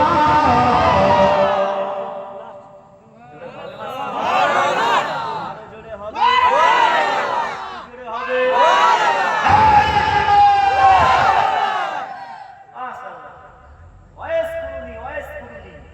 নবীকে দেখা খুব ইচ্ছা নবীর হাতে হাত দিয়ে একবার ঈমান আনবে হুজুর খুব ইচ্ছা আল্লাহর হাবিবের হাতে হাত দেবে ঈমান আনবে আল্লাহর হাবিব সাল্লাল্লাহু আলাইহি সাল্লামের কাছে যখন খবর আসলো যে আপনার একটা প্রেমিক আপনার উপর ঈমান আনবে আল্লাহর হাবিব সাল্লাল্লাহু আলাইহি সাল্লামকে চিঠি পাঠালো ইয়া রাসূলুল্লাহ আমার মায়ের শরীর খারাপ আমি আপনার কাছে যাব নাকি আমি আমার মায়ের খেদমত করব আল্লাহর হাবিব চিঠির উত্তর পাঠালেন ওয়াইস কুরুনি তুমি তোমার মায়ের খেদমত করো তারপরে আমার কাছে কখনো সময় আসলে আল্লাহ যদি তৌফিক দেয় তুমি আসবে কিন্তু আগে তোমার মায়ের দিকটা লক্ষ্য করো খেদমত করো ওয়াইস কুরুনি হুজুর মায়ের খেদমত করতে করতে আল্লাহর হাবিব সাল্লাল্লাহু আলাইহি ওয়াসাল্লাম একদিন দুনিয়া থেকে পর্দা নিলেন বিদায়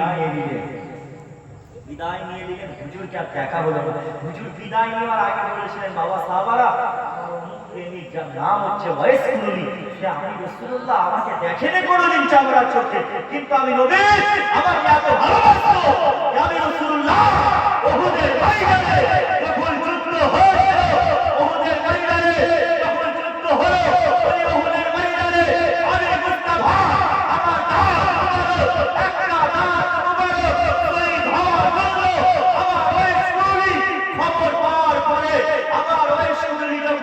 খবরটা পেল মুস্তাফা তার শহীদ হয়ে গেছে আমার ওয়াইস কুরুনি শোনার সঙ্গে সঙ্গে সমস্ত দাঁতগুলো ভেঙে ফেলে দিয়েছিল জোরে বলো সুবহানাল্লাহ সেই ওয়াইস কুরুনিকে রাসূলুল্লাহ ওয়াইসে জিয়ারত করেছিলাম বাবা সাহাবা আমার জুব্বা মুবারকটা আমার জুব্বাটা আমার ওয়াইস কুরুনিকে তোমরা দিয়ে দেবে জোরে বলো সুবহানাল্লাহ নবীকে কেমন প্রেম করে নবী দাঁত ভেঙে গেছে খবর শুনেছো ওয়াইস কুরুনি খবর শোনার পরে নিজের দাঁত সব পাথর দিয়ে মেরে ভেঙে ফেলে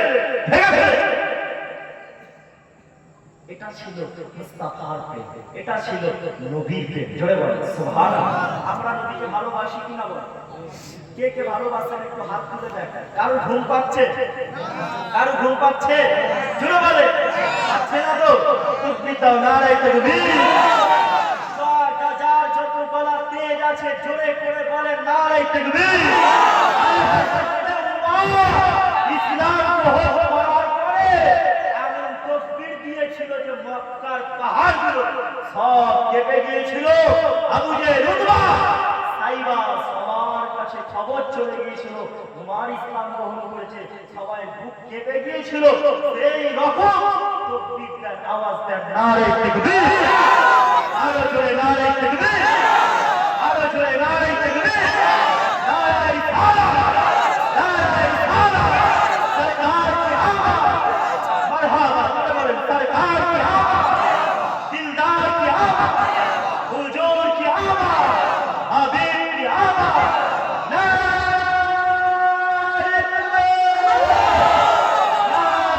মুস্তাফা, বলেন মারহাবা মারহাবা, নারে মুস্তাফা। আল্লাহ পাক কবুল করেন, জোরে বলেন আল্লাহ। আমাদেরকে নবীর মহব্বত, নবীর ভালোবাসা অন্তরে রাখতে হবে, জান দিয়ে। শুধু মুখে ওই মৌখিক ভালোবাসায় করলে হবে না, নবীকে ভালোবাসি, মওলা আলী হুজুর ভালোবাসতে, জান দিয়ে ভালোবাসতে, বুঝতে পারছেন না? তাই তো তার সম্মান মাকাম হলো অনেক আলাদা। হযরত শেরে খুদা মওলা আলী রাদিয়াল্লাহু তাআলা আনহু, আল্লাহ নবী নবীকে কতটা মহব্বত করেছিলেন। এই যুবকেরা নবীরা নবীরা জিনাতে মওলা আলী হুজুর ঘুমের মাধ্যমে, ঘুমের মধ্যে এমন করে স্বপ্নের মাধ্যমে দেখতে লাগলেন, রাতের বেলায় ঘুমাচ্ছেন, স্বপ্নের মধ্যে দেখতে লাগলেন এমন করে ফজরের নামাজ পড়িয়ে, ফজরের নামাজ পড়ানোর পরে আল্লাহ নবীর কাছে আল্লাহ নবীকে একটা খেজুরের পেয়ালা দিলেন। ওই খেজুরের পেয়ালাটা নিয়ে আল্লাহ নবীর নবী দয়া নবী সাহাবা হুজুরদের মধ্যে বন্টন করে দিলেন। এটা হযরত আলী হুজুর আমার স্বপ্নের মধ্যে দেখতেছেন, হযরত মাওলা আলী স্বপ্নে দেখছেন যে আল্লাহ নবী নবী দয়া নবী এমন করে আলী হুজুরকেও একটা খেজুর আলী হুজুরকেও দিয়েছে। আলী হুজুরের ঘুমটা যখন ভেঙে যায়, ছেলে গোদা মাওলা আলী রাদিয়াল্লাহু তাআলা আনহু দেখতে লাগলেন হযরত মাওলা আলী ঠোঁট বারুকে খেজুরের ছাল লেগে আছে। সুবহানাল্লাহ, সুবহানাল্লাহ। পানি দেবেন, বলা সত্যি। মাওলা আলী স্বপ্ন দেখছে আল্লাহর হাবিব খেজুর দিচ্ছে সাহাবাদের, ফজরের নামাজ পড়ে সব সাহাবাদের একটা একটা করে খেজুর দিচ্ছে। আলী স্বপ্নে দেখছে, ঘুমটা যখন ভেঙে গেল মাওলা আলী হুজুর দেখছে খেজুরের ছাল লেগে আছে। জোরে বলেন সুবহানাল্লাহ। তার মানে ওই স্বপ্নটা মিথ্যা ছিল না, স্বপ্নটা ছিল সত্য। জোরে বলেন সুবহানাল্লাহ। তাই কেননা রাসূলুল্লাহ তো বলেছে যে আমি নবী আমাকে যে স্বপ্নে দেখলো সেটা সত্য দেখতে, কারণ ইবলিস শয়তান আমি মুস্তাফার রূপ ধারণ করতে পারে, আমাকে যে স্বপ্নে দেখবে সে ঠিক দেখবে, সত্য দেখবে। মাওলা আলী হুজুর যে স্বপ্নটা দেখছিলেন সেটা সত্যই দেখছিলেন। আল্লাহর হাবিব তাআলাকে এসে ঘুমের মধ্যে খেজুর খাইয়ে দিয়েছিলেন। জোরে বলেন সুবহানাল্লাহ। মাওলা আলী হুজুর আল্লাহর নবীর মসজিদে নববী শরীফে ফজরের নামাজটা পড়তে গেলেন, ঘুমটা ভেঙে গিয়ে তারপরে ফজরের নামাজ পড়তে গেলেন। মাওলা আলী হুজুর আমার ফজরের নামাজটা হযরতে ফারুক আযম ওমর ফারুক হুজুর নামাজ পড়ালেন। নামাজ শেষে একজন সাহাবা এসে হযরতে ওমর ফারুক হুজুরকে একটা পিয়ালায় করে কিছু খেজুর দিলেন। ওই খেজুরটা হযরতে ফারুক আযম দ্বিতীয় খলিফা হযরতে ওমর ফারুক রাদিয়াল্লাহু তাআলা আনহু হুজুর ওই খেজুরটা নিয়ে সাহাবা হুজুরদের সবাইকে একটা একটা করে দিতে লাগলো। মাওলা আলী হুজুর বলছে, ও হযরতে ওমর আপনি আমাকে দুটো খেজুর দেন, আপনি আমাকে আরেকটা বেশি খেজুর দেন। হযরতে ওমর ফারুক বলছে, আলী তোমাকে কেন দুটো খেজুর দেবো? রাতের বেলায় কি আল্লাহর হাবিব সাল্লাল্লাহু আলাইহি সাল্লাম তোমাকে দুটো খেজুর দিয়েছিল? আলী তোমাকে কি দুটো খেজুর দিয়েছিল? আলী বলছে না, আমাকে একটা খেজুর দিয়েছে। ওমর ফারুক বলছে তাহলে আমার আমার আমার মুস্তাফা তোমাকে একটা খেজুর দিয়েছে, আমিও তোমাকে একটাই খেজুর দিলাম। জোরে বলেন সুবহানাল্লাহ। যদি মুস্তাফা দুটো খেজুর দিত তাহলে আমিও তোমাকে দুটো খেজুর দিলাম। মাওলানা আলী হুজুর চিন্তায় পড়েছে, স্বপ্ন দেখেছি আমি, ফারুকে আজম ওমর ফারুক জানলো কিভাবে? জোরে বলবেন না সুবহানাল্লাহ। স্বপ্ন দেখলাম আমি যে আল্লাহর হাবিব খেজুর খাওয়াচ্ছে, তো উমর জানলো কিভাবে? আমি তো উমরকে বলিনি। সুবহানাল্লাহ বলবেন না? ওমর ফারুক বলছে আলী তুমি স্বপ্ন দেখেছো সত্য, তুমি যে স্বপ্নটা দেখেছো আমি ওই স্বপ্নটা দেখেছি। জোরে বলুন সুবহানাল্লাহ। তুমি যে স্বপ্নটা দেখেছো আমি ওই স্বপ্ন দেখেছি, আল্লাহর হাবিব সাল্লাল্লাহু আলাইহি ওয়াসাল্লাম সবাইকে খেজুর দিচ্ছে, আমিও একটা খেজুর খেয়েছি। জোরে বলুন সুবহানাল্লাহ। তারা নবীকে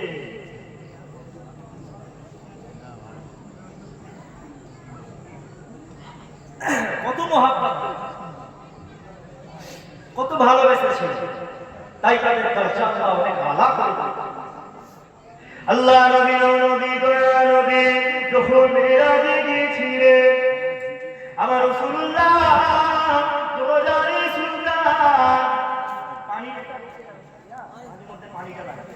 দরজারে সুলতান আমি আল্লাহ মুহাম্মদ রাসূল সাল্লাল্লাহু আলাইহি ওয়াসাল্লাম আল্লাহ নবী যখন আল্লাহর সাথে দিদার করতে গিয়েছিলেন, রাজুকেরা তুলবিরা বিলাল আল্লাহ নবী যখন জান্নাতের মধ্যে প্রবেশ করলেন, আর আমার রাসূলুল্লাহ জান্নাতের ভিতরে একটা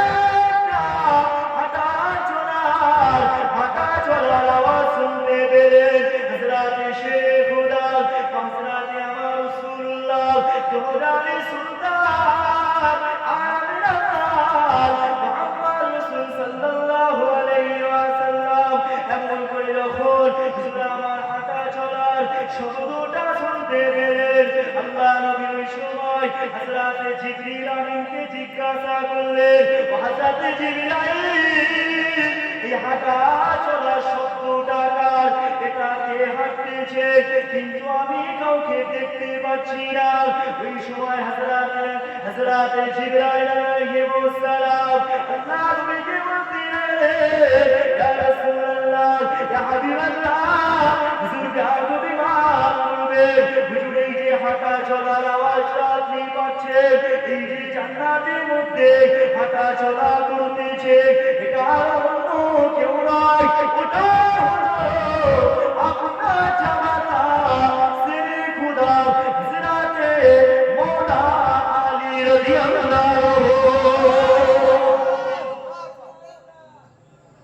জীবদ্দশায় আল্লাহর নবীর সাথে দেখা করতে, আল্লাহর সাথে দেখা করতে গেছে, আল্লাহর হাবিব জান্নাতে ঢুকেছে, জান্নাতে আলী রাদিয়াল্লাহু তাআলা হাঁটতেছে। বুঝতে পারছেন না? আর সেই আলী রাদিয়াল্লাহু তাআলার শান আমরা কেউ কেউ বর্ণনা করি, অনেক মানুষ বলে সিয়াম হয়ে গেছে। কি হয়ে গেছে? সিয়াম। ইমাম হাসান হুসাইন হুজুরের কথা বললে বলে সিয়াম হয়ে গেছে। বুঝতে পারছেন?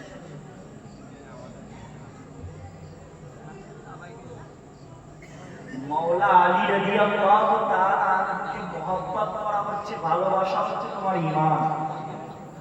ভালোবাসতে হবে। বাবেরা জওয়ান তরুণীরা, এ নবী পাকের প্রেমিকরা, রাসূলুল্লাহ নবীকে মহব্বত করো, ভালোবাসো, কিয়ার করো। আল্লাহ নবীকে যেমন সাহাবা হুজুরেরা ভালোবেসেছিল, আর তাদের মতন মহব্বত করো, ভালোবাসো। আল্লাহ নবী সাহাবা হযরতে তালহা রাদিয়াল্লাহু তাআলা আনহু আল্লাহ নবীর হাতে হাত রেখে ঈমান করলেন। আল্লাহ নবীকে হযরতে তালহা রাদিয়াল্লাহু তাআলা আনহু আল্লাহ নবীকে বলতে লাগলেন, ইয়া রাসূলুল্লাহ ইয়া হাবিবাল্লাহ, হুজুর আমি তালহা আপনাকে নিজের জান দিয়ে মহব্বত করি, হুজুর আমি আপনাকে নিজের জান দিয়ে ইয়া রাসূলুল্লাহ হুজুর আমি ভালোবাসি। বলছো আল্লাহ নবী সাহাবা হযরতে তালহা রাদিয়াল্লাহু আনহু ওই সময় আমার রাসূলুল্লাহকে বলতে লাগলেন ইয়া রাসূলুল্লাহ হাবিবাল্লাহ হুজুর আমি এটা সত্য কথা বলছি আল্লাহ নবী বললেন আরে বাবা তালহা যাও চলে যাও আর তুমি যদি আমাকে মহব্বত করো তুমি যদি আমাকে ভালোবাসো তাহলে তুমি এমন করে তোমার আব্বা মায়ের বরদানটা আলাদা করে দাও যেহেতু তোমার আব্বা মা কাফের তোমার আব্বা মা ইসলাম ধর্ম গ্রহণ করে তোমার আব্বা মায়ের গর্দানটা উড়িয়ে দাও যাতে তারা রাদিয়াল্লাহু তাআলা আনহা রাদিয়াল্লাহু তাআলা আনহু ওই সময় তলোয়ার খানা নিয়ে লাফে দাঁড়িয়ে উঠে বললেন ইয়া রাসূলুল্লাহ ইয়া হাবিবাল্লাহ হুজুর আমি আমার আব্বা মায়ের মাথা কেটে আনছি আল্লাহ নবী সাহাবা হযরত তালহা রাদিয়াল্লাহু আনহু তলোয়ার খানা নিয়ে হযরত তালহা ছুটতে লাগলেন আল্লাহ নবী বলতে লাগলেন ও বাবা তালহা যেমন আমার কাছে ফিরে আসো যাতে তালহা হুজুর আমার এমন করে আল্লাহ হাবিবের কাছে আবার আসিলেন আল্লাহ নবীর কাছে আসিলেন আল্লাহ নবী ওই সময় আমার রাসূলুল্লাহকে বলতে লাগলেন ইয়া রাসূলুল্লাহ হাবিবাল্লাহ ইয়া নবী ওই সময় তালহাকে বললেন ও বাবা তালহা আমার রাসূলুল্লাহকে আল্লাহ পাক কোন মানুষের উপরে জুলুম করার জন্য অত্যাচার করার জন্য কাউকে মারার জন্য এই নবীকে আল্লাহ দুনিয়া জমিনে পাঠাইলেন ও বাবা তালহা আর রাসূলুল্লাহ এটা পরীক্ষা করছিলাম তোমার ঈমানটা কেমন তুমি আমাকে সত্য ভালোবাসো কিনা এটা আমি পরীক্ষা করছিলাম বাবা তালহা আমি রাসূলুল্লাহকে আল্লাহ রহমাতাল লিল আলামিন করে আল্লাহ পাঠিয়েছে শান্তির জন্য রহমত করে পাঠিয়েছে বাবা কারোর উপর অত্যাচার করার জন্য আল্লাহ হাবিব সাল্লাল্লাহু আলাইহি ওয়াসাল্লাম কোনোদিন কোনো কাফেরকে আগে বেরিয়ে মারেনি কোনো কাফেরকে আগে বেরিয়ে মারেনি কোনো কাফেরের উপরে অত্যাচার করেনি জুলুম করেনি আজকে মুসলমান তুমি রাজনীতির জন্য পার্টির জন্য তুমি তোমার একটা মুসলমান ভাইকে মারছো এই হচ্ছে মুসলমানের কথা হুজুর ইসলামের জন্য ইসলাম প্রচারও হুজুরকে গালাগালি করেছে মেরেছে পাথর ছুঁড়ে ছুঁড়ে মেরেছে হুজুরের উপর বহুত অত্যাচার করেছে হুজুর কাফেরদেরকে কষ্ট দেয় কাফেরদের জন্য হুজুর বদদুয়া করে আর তুমি তোমার মুসলমান ভাইয়ের বিরুদ্ধে তুমি তাকে মারার জন্য তুমি হুকুর করছো মেরে ফেলেছো মুসলমান ভাই মেরে ফেলেছো এই জন্য আল্লাহ বলেছিলেন আল্লাহ রব্বুল আলামিন বলেছিলেন কোরআন পাকের মধ্যে ওয়াইজ কুল্লা লিল মালাইকাতি ইন্নী জাআইলুন ফিল আরদি খলিফা আল্লাহ যখন মানব সন্তানকে হযরত আদম সফিউল্লাহকে সৃষ্টি করার জন্য ফেরেশতাদের বললেন বাবা ফেরেশতারা আয় আমার ফেরেশতারা আমি আল্লাহ খলিফা সৃষ্টি করব খলিফা কে যার নাম হচ্ছে আদমকে সৃষ্টি করব আদমকে সৃষ্টি করব ফেরেশতারা ওই সময় বলেছিল ক্বালু আতাজআলু ফিহা মান ইউফসিদু ফিহা ওয়া ইয়াসফিকু দিমা আল্লাহ আপনি আদমকে বানাবেন না কেন আদমকে বানাবে আদমের সন্তান সন্ততিরা ওরা দুনিয়ার জমিনে গিয়ে মারামারি করবে কাটাকাটি করবে ফিতনা করবে ফাসাদ করবে রক্তারক্তি করবে নিজেরা মারামারি করবে তারা বলছে না ফেরেশতারা আল্লাহকে বলছে আল্লাহ আদমকে বানাবে তো আদমের তো সন্তান সন্ততি হবে ওরা দুনিয়ায় গিয়ে মারামারি করবে কাটাকাটি করবে কথা ভুল বলেছিল না ঠিক বলেছিল হ্যাঁ ফেরেশতারা বলেছিল ওয়ানাহনু নুসাব্বিহু বিহামদিকা ওয়া নুকদ্দিসু লাক আল্লাহ আমরা তো ফেরেশতারা আপনার ইবাদত বন্দেগী করছি আমরা তো আপনার তাসবিহ তাহলিল করছি তো কেন খালি খালি মানুষকে বানাবেন সৃষ্টি করবেন ওদেরকে কেন বানাবেন ওদের তোদেরকে বানাতে হবে না। আল্লাহ বললেন ইন্নী আ'লামু মা লা তা'লামুন, আমি আল্লাহ যা জানি তোমরা তা জানো না। ফেরেশতারা শোনো, আমার বান্দারা, আমি আল্লাহ, আমার তারা তওবা করবে, গুনাহ করবে, গুনাহ করে আল্লাহ আমার কাছে ফিরে আসবে, তওবা করবে, মাপ চাইলে আমি আল্লাহ তাদেরকে ক্ষমা করে দেব। সুবহানাল্লাহ।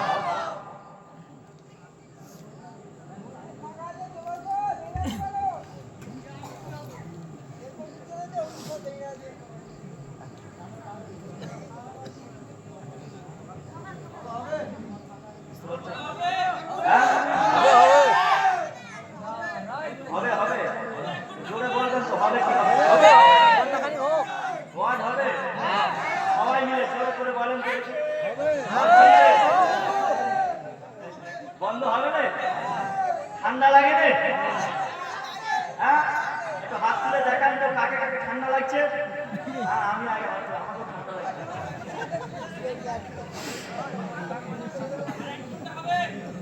বলে 1 ঘন্টা হবে। বাবেরা, জওয়ান তরুণেরা, এই নবীকে প্রেমিকেরা, আল্লাহর নবীকে মহব্বত করে ভালোবাসো, আমার রাসূলুল্লাহকে প্রিয় করে, সাহাবা হুজুরেরা আল্লাহ নবীকে কতটা মহব্বত করেছিল। এই যুবকেরা, তরুণেরা, বাবেরা, আল্লাহর নবী দুনিয়া বাদুরার সুলতান, এই তো আমার নবী বাগানে দিয়েছে। আমার উম্মতিরা, তোমরা আল্লাহর হুকুম মেনে চলো, আল্লাহর ইবাদত বান্দেগি করো, কেননা আমার আল্লাহ আর আপনাকে আমাকে আল্লাহ পাক তৈরি করেছে, আল্লাহ পাক সৃষ্টি করেছে, বড় মহব্বত করে বড় ভালোবেসে আল্লাহ পাক আপনাকে আমাকে বানিয়েছে, কেননা আমার আল্লাহ কুরআনকে মধ্যে জানিয়ে দিলেন ইনশাআল্লাহ তাবাকার ফি গায়রি সূরাতিল ইনসান, আমার আল্লাহ পাক যদি এই মানুষের আকৃতিটা না দিয়ে এর সূরাতি কলবির কুকুরের আকৃতি, আও হিমারির অথবা গাধা, আও খিঞ্জির অথবা শুকর, আও কিরাদাতির অথবা বানর, আমার আল্লাহ অবশ্যই তৈরি করতে পারতেন, কিন্তু আল্লাহ আপনাকে আমাকে ইহসান করেছে, মানুষ করেছে একটাই উদ্দেশ্যে, আমার বান্দা বান্দীরা, আমি আল্লাহ আমার ইবাদত বান্দেগি করবে। আল্লাহ কুকুর করেছে কি আমাদের? জানোয়ার, সিংহ করেছে। আচ্ছা, সিংহ কি একটা হিংস্র প্রাণী? তো হ্যাঁ, বাঘ কি সিংহ, বাঘ কি হিংস্র প্রাণী? তো জানোয়ার না, জানোয়ার না, কি গো, বাঘ কি জানোয়ার না? এখন আবার মানুষকে বাঘ বললে খুশি হয়ে যায়, শের কা বাচ্চা বললে খুশি হয়ে যায়, বাঘের বাচ্চা, বুঝতে পারছেন না? আল্লাহ আমাদেরকে ইনসান করেছে, মানুষ করেছে, শের করে নাই, বাঘ করে নাই, সিংহ করে নাই, হরিণ করে নাই, আল্লাহ মানুষ করে ইনসান করেছে। কিসের জন্য? না আমার বান্দারা কোনটা দিয়ে যাচ্ছে, আমার ইবাদত বান্দেগি করবে। ওমা খালাকাতুল জিন্না ওয়াল ইনসা ইল্লা লিয়াবুদুন, আল্লাহ বলছে আমার ফেরেশতা, আমি আল্লাহ মানুষ ও জিন জাতিকে সৃষ্টি করেছি আমার ইবাদত বান্দেগি করার জন্য, আমার দাসত্ব করার জন্য। আচ্ছা, আল্লাহ গরুকে শ্রেষ্ঠ করেছেন না মানুষকে? কুকুর শ্রেষ্ঠ না মানুষ? আল্লাহ বলছে ওয়ালাকাদ কাররামনা বানি আদম, আমি আল্লাহ মানব জাতিকে সবথেকে শ্রেষ্ঠ করেছি, সম্মানওয়ালা করেছি। আমরা কি তার মানে শ্রেষ্ঠ? আজকে আমরা শ্রেষ্ঠ হয়ে দেখেন, আমরা দুনিয়ার জমিনে শ্রেষ্ঠত্বের মর্যাদা রাখতে পারছি না। দুনিয়ায় আমরা এসে শুধু ফিতনা ফাসাদ করছি, আল্লাহকে ভুলে গেছি, টোটালি আল্লাহকে ভুলে গেছি।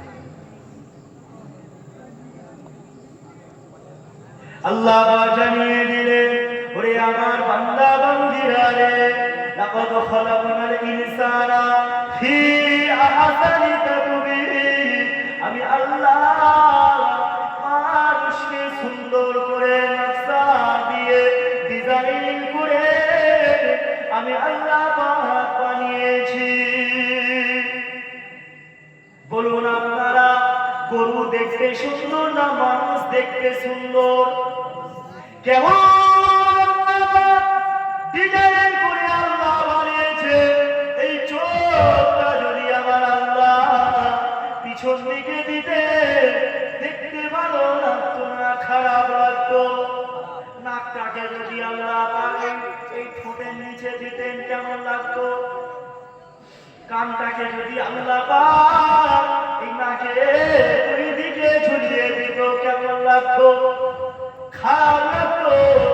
আমার আল্লাহ বলছে, আমার বান্দারে, আমি আল্লাহ সুন্দর করে নকশা দিয়ে ডিজাইন করে আমি আল্লাহ তোদের বানিয়েছি একটাই উদ্দেশ্যে, বান্দা তোরা আমি আল্লাহ আমার ইত্তেবা করবি, আমার তাবেদারি করবি, আমার হাবিবের অনুকরণ করবি। আমার হাবিব যে পথে চলেছে তোরা সেই পথে চলবি। দুনিয়ার মানুষ, দুনিয়ার জালিম বাদশারা তোদের উপর যতই জুলুম অত্যাচার করুক, তারপরেও তোরা মুহাম্মদকে ছাড়বি না।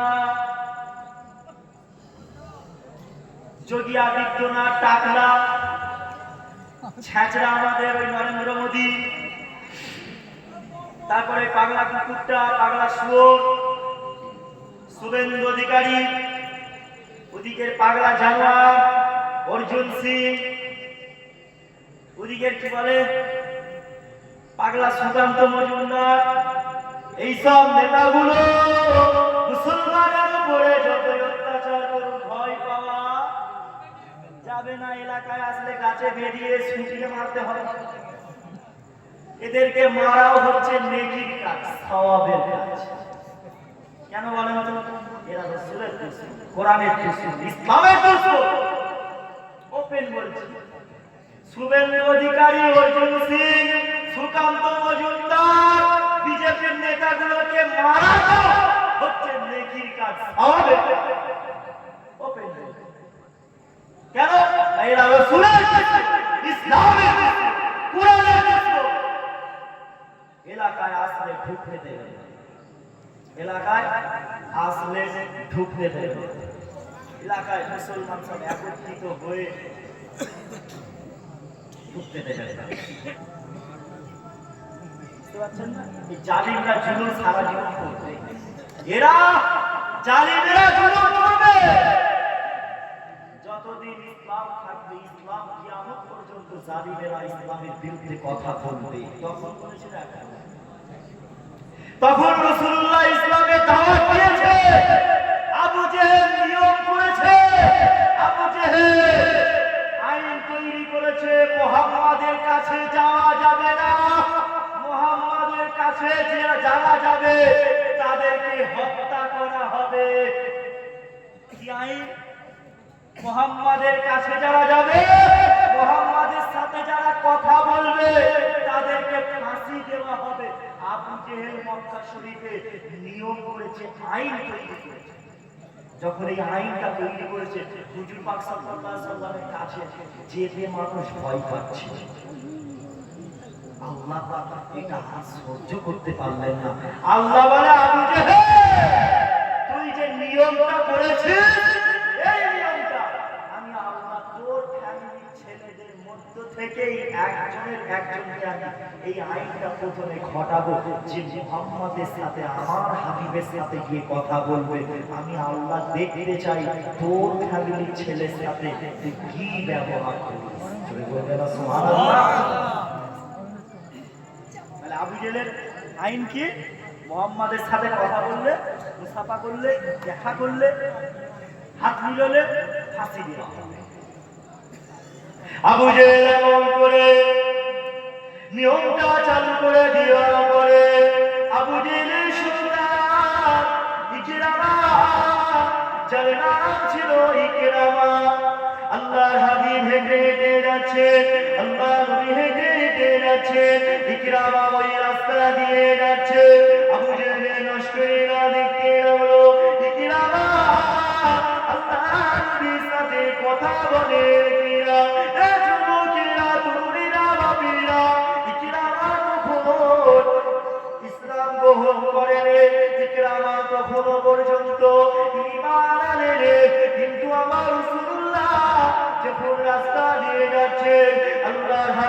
যখন ইকরামাকে দেখলেন, ইকরামাকে দেখার পরে আল্লাহ হাবিব একটু সাইড কাটিয়ে চলে যাচ্ছে।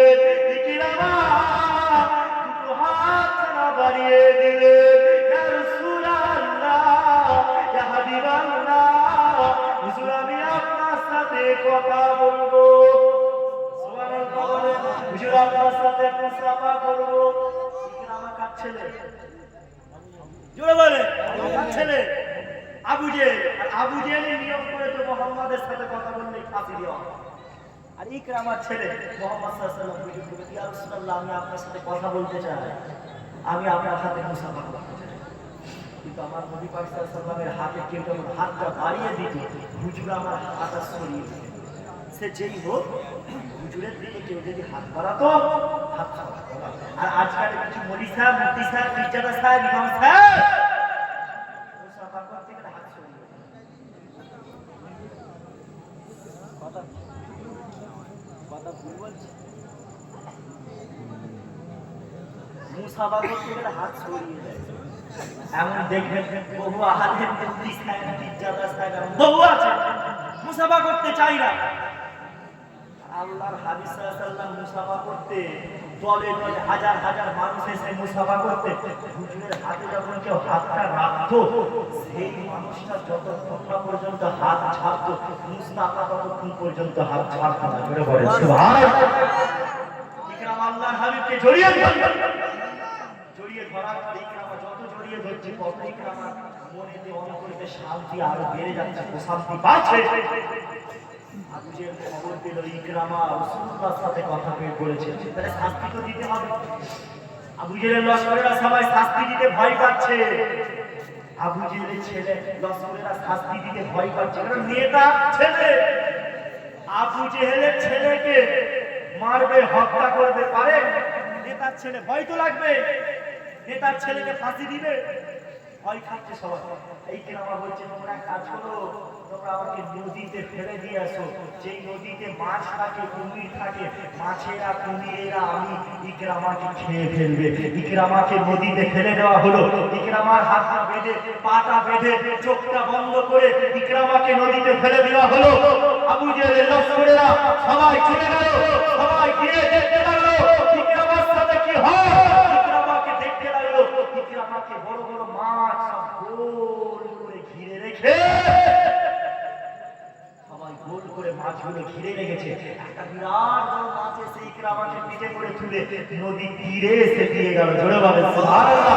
ইকরামাকে জিজ্ঞাসা করছে, কি ব্যাপার, তোমাকে মাছ, বড় বড় মাছ খেলুমি কেন? ইকরামা বলছে, তার কারণ একটাই, মাছেদের সাথে আমার কথা হয়েছে। মাছেরা আমাকে বলেছে তোমাকে না খাওয়ার একটাই কারণ, কারণটা হচ্ছে তুমি মুস্তাফার সাথে, মুস্তাফার হাতে হাত রেখে মুসাফা করেছিলে, মুস্তাফাকে তুমি জড়িয়ে ধরেছিলে। হাবিবুল্লাহ মুস্তাফা শরীরের ঘ্রাণ, শরীরের ঘ্রাণটা, খুশবুটা ইকরামা তোমার শরীর থেকে পাওয়া যাচ্ছে, তাই আমাদেরকে আল্লাহ হুকুম করেছে, খবরদার ইকরামাকে তোরা খাবি না। জোরে বলো। মুস্তাফার ঘাম ওই জন্য ছিল মিষ্টি আম্বারের থেকেও খুশবু। মুস্তাফার ঘাম একটা ছড়ে পড়লে মনে হতো একটা মনে মুস্তা ছড়ে পড়লো। জোরে বলেন সুবহানাল্লাহ। ইকরামা আবার বলল, দ্বিতীয় পরীক্ষা, আমি আবার জানতে চাই, সত্যি কি মুস্তাফা হাবিবুল্লাহ মুহাম্মদ সাল্লাল্লাহু আলাইহি ওয়াসাল্লামকে বুকে জড়ানোর জন্য আমাকে আল্লাহ বাঁচাচ্ছে? আচ্ছা তোমরা এক কাজ করো, গভীর জঙ্গলে আমাকে রেখে এসো, যেখানে বাঘ ভাল্লুক আমাকে খেয়ে ফেলবে। যেখানে বাঘ ভাল্লুক থাকে সেখানে রেখে এসো। বাঘ ভাল্লুক যেখানে থাকে জঙ্গলে রেখে আসা হলো। যখন আবু জেহেল লশকররা দেখছে বাঘ ভাল্লুক সব ইকরামাকে খেতে যাচ্ছে, তখন আবু জেহেল লশকররা সব ভয়ে পালাতে লাগলো। আর বাঘগুলো এসে ইকরামার কাছে এসে সালাম দিতে লাগলো। জোরে বলো সুবহানাল্লাহ। সব বসে গেল, বসে গিয়ে সালাম দিচ্ছে। ইকরামাকে, ইকরামা বাঘের সাথে কথা বলছে কেন? মুস্তাফার শরীরে ঘ্রাণ পাওয়া যাচ্ছে। জোরে বলো সুবহানাল্লাহ।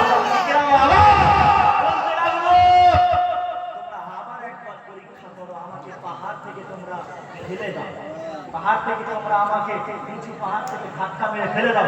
ইকরামাকে ধাক্কা মেরে ফেলে দেওয়া যখন হচ্ছে, ধাক্কাটা যখন মারা হলো, তখন আল্লাহ হুকুম করলো, জিবরাইল যাও, তোমার ডানাটা ইকরামার পিঠেতে বিছিয়ে দাও, আমার ইকরামা যেন কষ্ট না পায়। এমন ভাবে জিবরাইল আলাইহিস সালাম ডানাটা বিছিয়ে দিয়েছিল যেন মায়ের কোলে সন্তান দুধ খেয়ে যেমন ঘুমিয়ে পড়ে, ওই রকম ইকরামা পাহাড় থেকে উপর থেকে নিচে আস্তে করে ফুস করে পড়ে গেল। জোরে বলো সুবহানাল্লাহ। হাবিবুল্লাহ প্রেমী হওয়ার মতো তৌফিক দান করেন, সকলে বলি আল্লাহুম্মা আমিন। মহিলাদেরকে উদ্দেশ্য বলবো, মেয়েরা অনেকে আছে সমাজে কিছু ছেঁচড়া, বেহায়া, নির্লজ্জ, কুত্তা যাকে বলে, কান কাটা কুকুর, কান কাটা কি কুকুর, কান কাটা কুকুর কিছু নিয়ে আছে। আরে আমরা বারবার বলে টিকটক ভিডিও করুনি, ইনস্টাগ্রামে রিলস ভিডিও করে ছাড়ুনি, সেই মেয়েগুলো কি করবে, ইনস্টাগ্রামে ভিডিও করে ড্যান্স করে ছাড়বে। এমন এলাকায় লোক নিয়ে পাওয়া যাবে, যুবক ভাইরা পাওয়া যাবে, যারা ইনস্টাগ্রাম চালায় তারা জানে মেয়েরা সব ভিডিও করেছে। খবরদার, বেহায়া নির্বাচন মতন ওই রকম নিজের ভিডিও করে ছেড়ে নিজের আখেরাতকে, ইহকাল পরকালকে বরবাদ করবেন না। আর মহিলাদের উদ্দেশ্যে বলবো, আল্লাহর হাবিব সাল্লাল্লাহু আলাইহি সাল্লাম একটা হাদিস বলেছিলেন যে মহিলাটা মাথায় কাপড় দেয় না, মাথার চুলটা খুলে ঘোরে, ওই মহিলাটা মারা যাবে, ওই মহিলাটার মাথার চুলগুলো প্রত্যেকটা চুল বিষাক্ত সাপ হয়ে যাবে, আর ওই সাপগুলো কবরেতে ওই মেয়েটার মাথায় কামড়াবে। তো বাপ, আমি আপনি কেউ চাই না আমাদের বাড়ির মেয়েরা মাথার চুলটা খুলে ঘুরুক, মাথায় কাপড় তারা না দিয়ে ঘুরুক, তাদের মাথার চুলগুলো সব বিষাক্ত সাপ হয়ে যাবে, আর সেই সাপগুলো সেই মেয়েটার মাথায় কবরে গিয়ে কামড়াক। এটা কি আমরা কেউ চাই? চাই না। তাহলে আমাদের কর্তব্য হবে পর্দা করার হুকুম দিতে হবে। আল্লাহ পাক আমাদের সকলকে সঠিক বুঝদান করেন, আল্লাহ পাক আমাদের সকলকে হেদায়েত